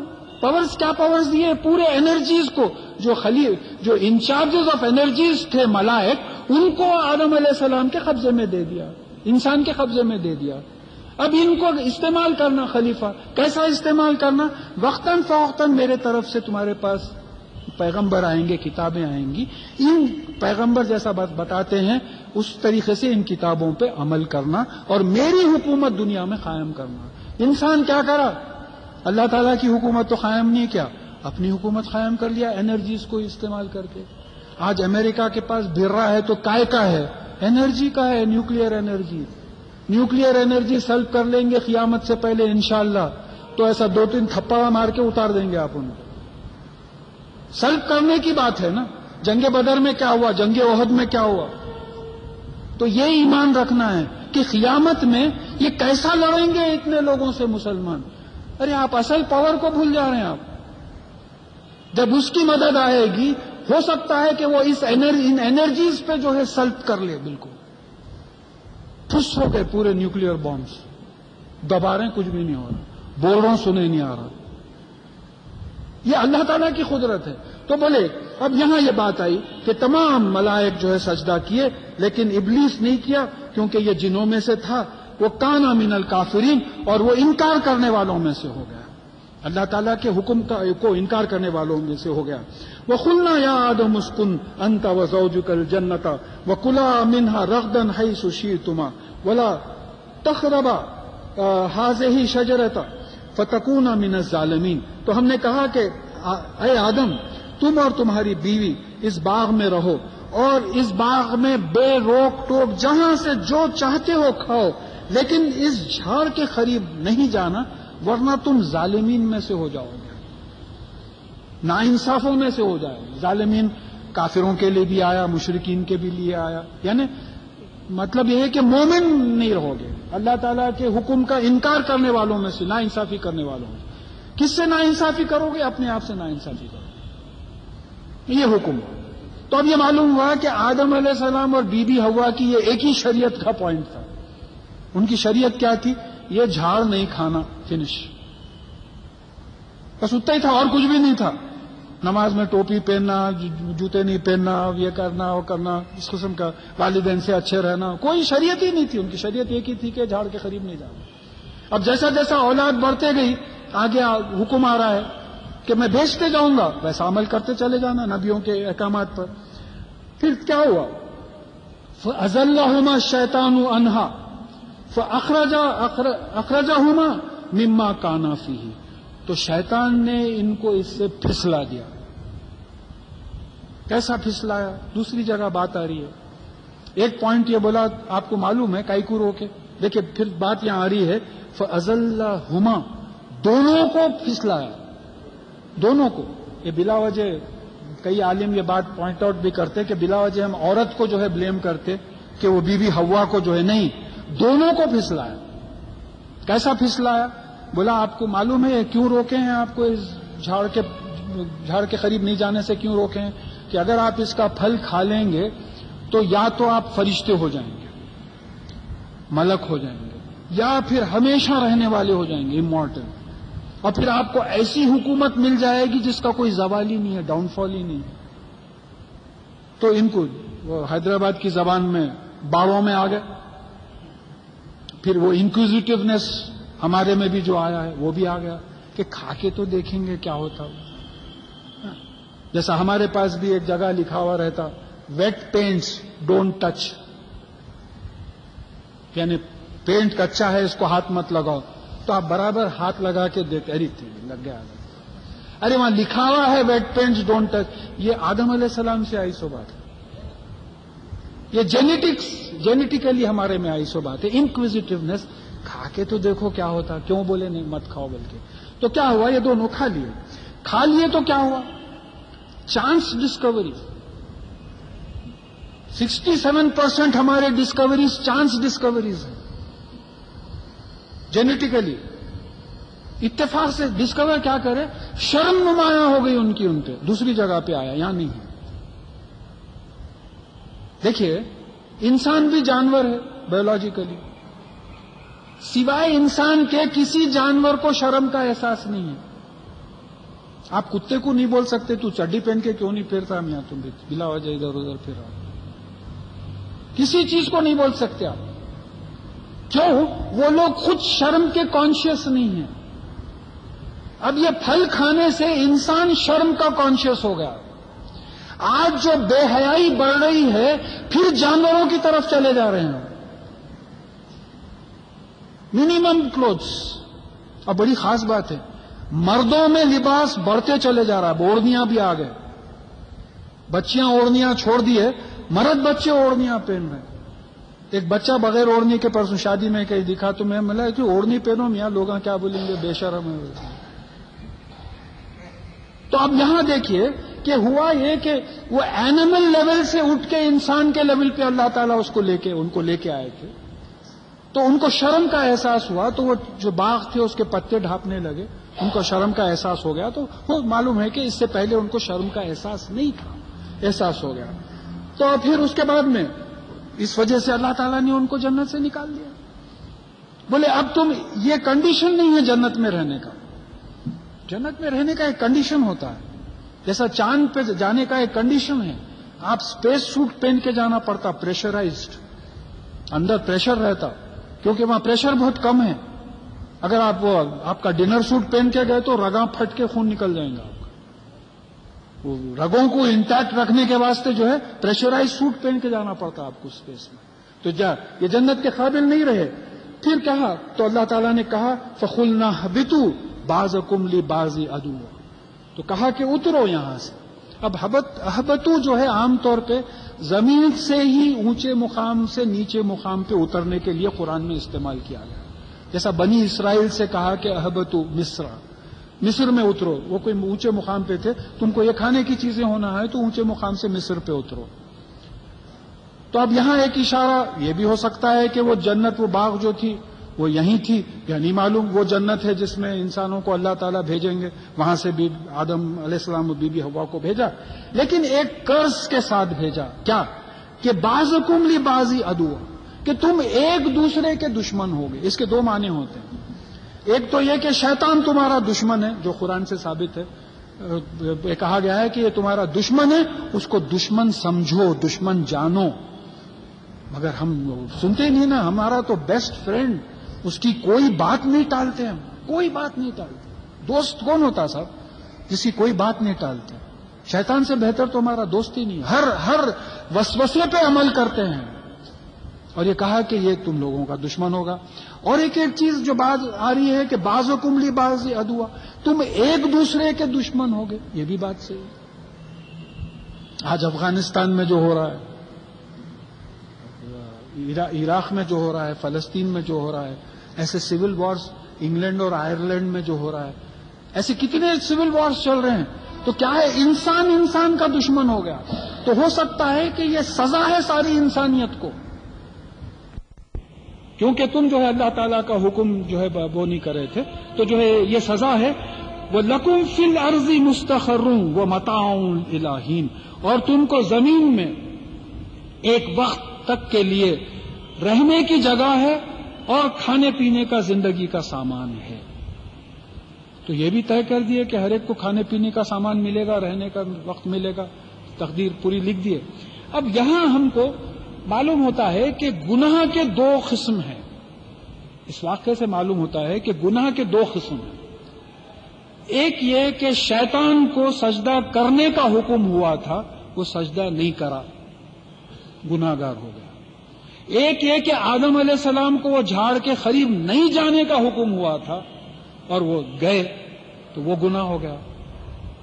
تو جو حکم ہوا وہ نہیں کرنا بھی گناہ ہے, اور جو حکم ہوا وہ حکم جس کا نہیں ہے وہ کرنا بھی گناہ ہے. جیسا اب ہماری زندگی میں اگر ہم اپلائی کریں تو نماز پڑھو حکم ہے, نماز نہیں پڑھنا گناہ ہے. دیکھیے بعض لوگ, میرے سے سینئر کوئی محترمہ ایک وقت بولی تھی, میں ان کے بچے کو بول رہا تھا کہ میاں نماز کی پابندی کرو, تو فوراً اماں ڈیفنس کے واسطے آ کے بولے بابا انہیں گناہ ہی کیا کریں گا کرا جو نماز پڑھیں گا. کیا یعنی گناہ کرے تو نماز, پورے نمازیاں گناہ گار ہیں بیچارے. تو یہ کانسیپٹ بیٹھ گیا ہے. تو یہ بات ذہن میں رہنا ہے کہ نماز پڑھنا ہے, نماز نہیں پڑھنا گناہ ہے. شراب نہیں پینا ہے, شراب پینا گناہ ہے. تو گناہ دو قسم کے ہیں, کرو بولے نہیں کرنا گناہ ہے, مت کرو بولے کرنا گناہ ہے. پھر فَتَلَقَّىٰ آدَمَ مِن رَبِّهِ کلمات فتاب علیہ انہ هو التواب الرحیم. اور پھر آدم علیہ السلام نے اپنے پالنے والے مالک کی طرف سے کچھ احکامات ان کو پہنچائے گئے, اور اللہ تعالیٰ نے آدم علیہ السلام کی طرف رحمت کی نظر سے اللہ تعالیٰ پلٹے. یہ کیوں؟ سورہ آراف کی 23 آیت میں کہیں بات آ رہی ہے کہ یہ کرنے کے بعد آدم علیہ السلام نے جو ہے دعا کی تھی کہ ربنا ظلمنا انفسنا وان لم تغفر لنا وترحمنا لنکونن من الخاسرین, کہ اے اللہ, اے ہمارے پالنے والے, ہم دونوں نے جو ہے غلطی کی ہے، ظلم کیا، آپ بول دیے تھے کہ ظالمین میں سے ہو جاؤ گے، ہم نے ظلم کیا اپنے آپ کو، اور اگر آپ معاف نہ کریں گے تو پھر ہم نقصان اٹھانے والوں میں ہو جائیں گے. تو اللہ تعالیٰ نے دعا قبول کر لی تھی. تو اسی لیے نمازوں کے بعد اکثر یہ دعا جو ہے پڑھی جاتی ہے آدم علیہ السلام کی. تو اللہ تعالیٰ نے ان کی دعا قبول کر لی. اور پھر یہاں یہ ایک بات اور بھی معلوم ہوئی کہ اللہ تعالیٰ اگر بندہ دعا کرتا ہے گناہوں کی معافی کی تو اللہ تعالیٰ گناہوں کو معاف کرتے ہیں، توبہ قبول کرتے ہیں. ہمارے اصلی پہلے باپ سے یہ بات ثابت ہوتے ہوئے آ رہی ہے کہ کوئی غلطی اگر ہو جائے، آدم علیہ السلام سے بھی ہوئی تھی، انہوں نے توبہ کی، توبہ قبول ہو گئی، تو ہم کو بھی توبہ کرنا چاہیے. پھر کہا کہ اللہ تعالیٰ تواب ہیں، یعنی بہت زیادہ توبہ قبول کرنے والے ہیں، رحمت کی نظر سے جو ہے انسان اپنے مخلوق کی طرف پلٹنے والے ہیں، رحم کرنے والے ہیں. قُلْنَا اهْبِطُوا مِنْهَا جَمِيعًا، اور کہا کہ تم سب کے سب، یہ پلورل ہے، یہاں سے اتر جاؤ. آدم علیہ السلام، بی بی حوا، ابلیس، یہ سب یہاں سے جو ہے اتر جاؤ. فَإِمَّا يَأْتِيَنَّكُم مِّنِّي هُدًى فَمَن تَبِعَ هُدَايَ فَلَا خَوْفٌ عَلَيْهِمْ وَلَا هُمْ يَحْزَنُونَ. تو میرے پاس سے جب ہدایت آئے گی، ہدایت کیا؟ جنت کا راستہ بتانے کے لیے کوئی کتاب آئے گی یا کوئی رسول یا نبی آئیں گے، تو جو کوئی میری ہدایت کو، یہ جنت کے راستے کے جو انسٹرکشنز ہوں گے اس کی اتباع کرے گا، پریکٹیکلی فالو کرے گا، تو اس کو نہ کوئی خوف ہوگا اور نہ کوئی غم ہوگا. دیکھیے یہ بڑا زبردست سینٹنس ہے. خوف فیوچر کا ہوتا، غم پاسٹ کا ہوتا. ارے میں کل وہ فقیر کو جھڑک دیا، بھائی نہیں جھڑکنا تھا، کل کا غم ہے مجھے. خوف کیا ہے؟ وہ فقیر کہاں لوگوں کو لا کے پٹا دیتا کہ میرے کو، فیوچر کا خوف. تو پریزنٹ کیا بہترین ڈیفینیشن ہے پریزنٹ کا؟ پاسٹ از پاسٹ، گزر گیا، آپ کے ہاتھ میں نہیں ہے. میں پھر میٹرک، ارے میں کہاں سے جاؤں، 50 سال پیچھے کہاں سے جاؤں میٹرک، نہیں ہو گیا، گزر گیا. مستقبل آیا ہی نہیں. آپ نکلو باہر، دیکھتا ہوں آپ کو مارتا ہوں، اگر آپ نکلے تک میں ختم ہو گیا تو فیوچر بھی میرے ہاتھ میں نہیں ہے. Present, by the time you سے ناؤ اٹ از پاسٹ. آپ اب بولے ماضی میں چلے گا. تو آپ کے ہاتھ میں کیا ہے؟ اتنا جو کود رہا ہے انسان، تیرے ہاتھ میں کیا ہے؟ نہ ماضی ہے، نہ حال ہے، نہ مستقبل ہے. تو اب ایک کیفیت ہے. کیفیت کیا کی ہے کہ غم جو ہے ہمیشہ پاسٹ میں ہوتا اور خوف ہمیشہ فیوچر کا ہوتا. سکون کا اس سے اچھا ڈیفینیشن کیا ہو سکتا ہے کہ نہ ماضی کا کوئی غم ہے، نہ فیوچر کا کوئی خوف ہے. Fearless future and a griefless past is the definition of peace, جس کے لیے ساری دنیا کوشش کر رہی ہے. تو اس کا ایک ہی ذریعہ ہے کہ اللہ تعالیٰ کا کلام جو نبیوں کے ذریعے، رسولوں کے ذریعے آیا ہے، اس پہ عمل کرو. اگر عمل کرو گے تو پھر یہ پیس ملے گا، ورلڈ پیس جس کو آپ چاہ رہے ہیں. کہ آپ کو، کیونکہ ماضی میں بھی کوئی گناہ نہیں، اچھا گناہ اگر کیا بھی ہے، توبہ کا ذکر آ گیا، آپ توبہ کر لیں گے، گناہ معاف ہو جائے گا. یہ ایمان ہونا ہے، یہ یقین ہونا ہے. اس توبہ سے کیا فائدہ جس میں یقین ہی نہیں ہے؟ پھوڑ مار لے رہے. اب کے نہیں بولوں گا میں ان کو، بلکہ مار لے رہے. مارنے سے کیا ہوتا؟ انگلیوں کے نشانہ آتے خالی. توبہ وہ دل کی توبہ ہوتی کہ یہ گناہ ہے، قرآن کے خلاف میں نے یہ حرکت کی ہے، میں مانتا ہوں اور میں ارادہ کرتا ہوں کہ اب کے ایسی غلطی نہیں کروں گا. جس کے ساتھ غلطی کیا ہوں اس کو میں جو کچھ اس کا ناانصافی سے لیا ہوں دے دوں گا، اور پھر قرآن اور حدیث کی زندگی پہ آ جاؤں گا. تو پھر ایسی زندگی ملے گی کہ جہاں نہ ماضی میں کوئی غم ہوگا، نہ مستقبل کا کوئی خوف ہوگا. والذین کفروا وکذبوا بآیاتنا اولئک اصحاب النار هم فیہا خالدون. اور وہ لوگ جو اس کے اپوزٹ کفر کریں گے، ایمان نہیں رکھیں گے، کذب کریں گے، ہماری آیتوں کو جھٹلائیں گے، عمل نہیں کریں گے. تو یہاں ایک ایکویشن فارم ہو رہا. دیکھیے یہاں ایکویشن یہ فارم ہو رہا ہے کہ جو لوگ ایمان لائے اس کا اپوزٹ کفر ہے، جو لوگ عمل صالح کرے اس کا اپوزٹ کذب ہے. یعنی وہ لوگ جو ایمان نہیں لائیں گے. کذب کا مطلب کیا ہوا؟ وہ لوگ جو ایمان کے مطابق عمل نہیں کریں گے. پھر مسجد کے باہر کیوں جائیں ہم؟ ہماری خود زندگی ایسی ہے کہ ہم بہت سی باتیں ایسی قرآن اور حدیث میں ہیں جس میں ہم عمل نہیں کرتے. تو کہا کہ یہ لوگ آگ کے اصحاب ہیں، کمپینینز آف دی فائر، اور یہ وہاں ہمیشہ رہیں گے، خالدون رہیں گے، وہاں آگ میں رہیں گے یہ لوگ. تو یہاں یہ رکوع ختم ہوا. ایک 5 منٹ میں جو ہے یہ بات انشاءاللہ ختم ہو جائے گی کہ اس رکوع کو اگر ہم سمرائز کریں تو ہم کو یہ معلوم ہوا کہ آدم علیہ السلام اور بی بی حوا ہمارے پہلے ماں باپ ہیں. تو ساری انسانیت جو ہے وہ آدم علیہ السلام اور بی بی حوا کی اولاد ہے. اور بی بی حوا کا تو ڈیٹیکشن بھی ہوا ہے. اب کے سالارجنگ میوزیم میں جو ایگزیبیشن ہوا تھا اسلامک ہیریٹیج کی طرف سے، اس میں ایک ریفرنس بھی دیا گیا ہے کہ جو ہے جینیٹیکلی ٹریس کرے تو پہلی اماں ہماری افریقہ میں کہیں تھی. جین سے جو ہے کیلکولیٹ کرتے چلے گئے تو کتنے کی 1000 سال لاکھ سال پہلے جو ہے وہاں تھا. پھر اس کے بعد میں دوسری چیز یہ معلوم ہوئی کہ یہ جو نام سکھائے گئے آدم علیہ السلام کو، یعنی انسانیت کو جو نام نالج دی گئی، اور پھر سجدے کا جو حکم ہے انرجیز کا، تو اس کا مطلب یہ ہوا کہ اس وقت جتنی human scientific and technological progress ہے وہ اللہ تعالیٰ کی دین ہے، ہمارا اچیومنٹ نہیں. ایک بات معلوم ہے. پھر اس کے بعد میں دوسری بات یہ معلوم ہوئی کہ یہ نالج کو اور یہ جو انرجیز کو ہمارے قبضے میں دیا گیا ہے، اس کو استعمال کر کے وقتاً فوقتاً جو پیغام اللہ تعالیٰ کے طرف سے نبیوں کے تھرو آئے گا، اس کے ذریعے زمین پہ ہم کو اللہ کی حکومت قائم کرنا ہے، انسان کی حکومت قائم کرنا نہیں ہے. یعنی انسان تو الیکٹ ہو گئے، بادشاہ ہو گئے، امیر ہو گئے، جو بھی خلفائے راشدین تھے. تو جس طرح خلفائے راشدین کے زمانے میں ایک نمونہ ملتا، رسول اللہ صلی اللہ علیہ وسلم کے زمانے میں نمونہ ملتا کہ the religious head was the political head of the state. رسول اللہ صلی اللہ علیہ وسلم ریلیجیس ہیڈ بھی تھے، پولیٹیکل ہیڈ بھی تھے. خلفائے راشدین خلافت جب تک چلی وہی معاملہ تھا. تو ہم کو یہ نالج اور یہ پاورز اس لیے استعمال کرنا ہے، یہ لوگوں پہ دشمنی سے نیوکلیئر بامز، ہائیڈروجن بامز، وہ ہیروشیما، یہ تمام چیزیں کر کے جو ہے لوگوں کو پریشانی میں ڈالنا نہیں ہے، بلکہ سکون کے لیے ایسے لوگ جو اللہ کی حکومت کے خلاف اٹھتے ہیں ان سے ڈیفینڈ کرنے کے لیے ان طاقتوں کو استعمال کرنا ہے. ہمارے جو ممالک ہیں ان کو اس چیز پہ غور کرنا ہے. میں آپ اکیلے غور کریں تو حکومت قائم نہیں ہوتی جہاں اسلامک اسٹیٹس ہیں. پھر اس کے بعد میں کہا کہ دیکھیں ہم کہ یہ جو خلافت کا دو لوگ کلیم کریں، دبی زبان میں ملائکہ بھی کلیم کرے اور پھر کھلی زبان میں یہ بھی بولا، شیطان بھی جو ہے بولا. ایک جگہ دوسری جگہ آئندہ انشاءاللہ ہم پڑھیں گے کہ کیوں کہ آپ نے مجھے راستے سے ہٹا دیا ہے، میں ان کو بھٹکاؤں گا. کون سے راستے سے ہٹا دیا؟ خلافت کے راستے سے. وہ سمجھ رہا تھا، دیکھیے زمین گرم تھی، جیولوجیکلی جو ہے یہ بات اسٹیبلشڈ ہے کہ زمین گرم تھی، اور یہ گرم زمین میں جو مخلوق سوٹیبل تھی وہ جنوں کی مخلوق تھی، آگ کی مخلوق تھی. تو اب یہ سمجھ رہا تھا کہ بھئی اس کو بادشاہ بنایا جائے گا. تو ملائک بھی سمجھ رہے تھے، یہ دونوں کا کلیم ختم ہو گیا.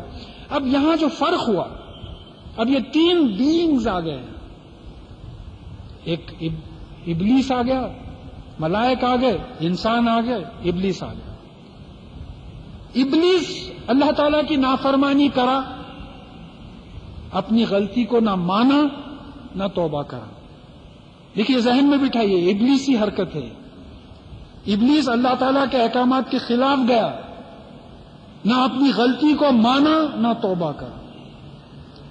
ملائک اللہ تعالیٰ کے حکم پہ اعتراض کرے لیکن اپنی غلطی کو مان لیے.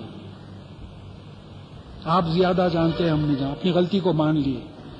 انسان اللہ تعالیٰ کے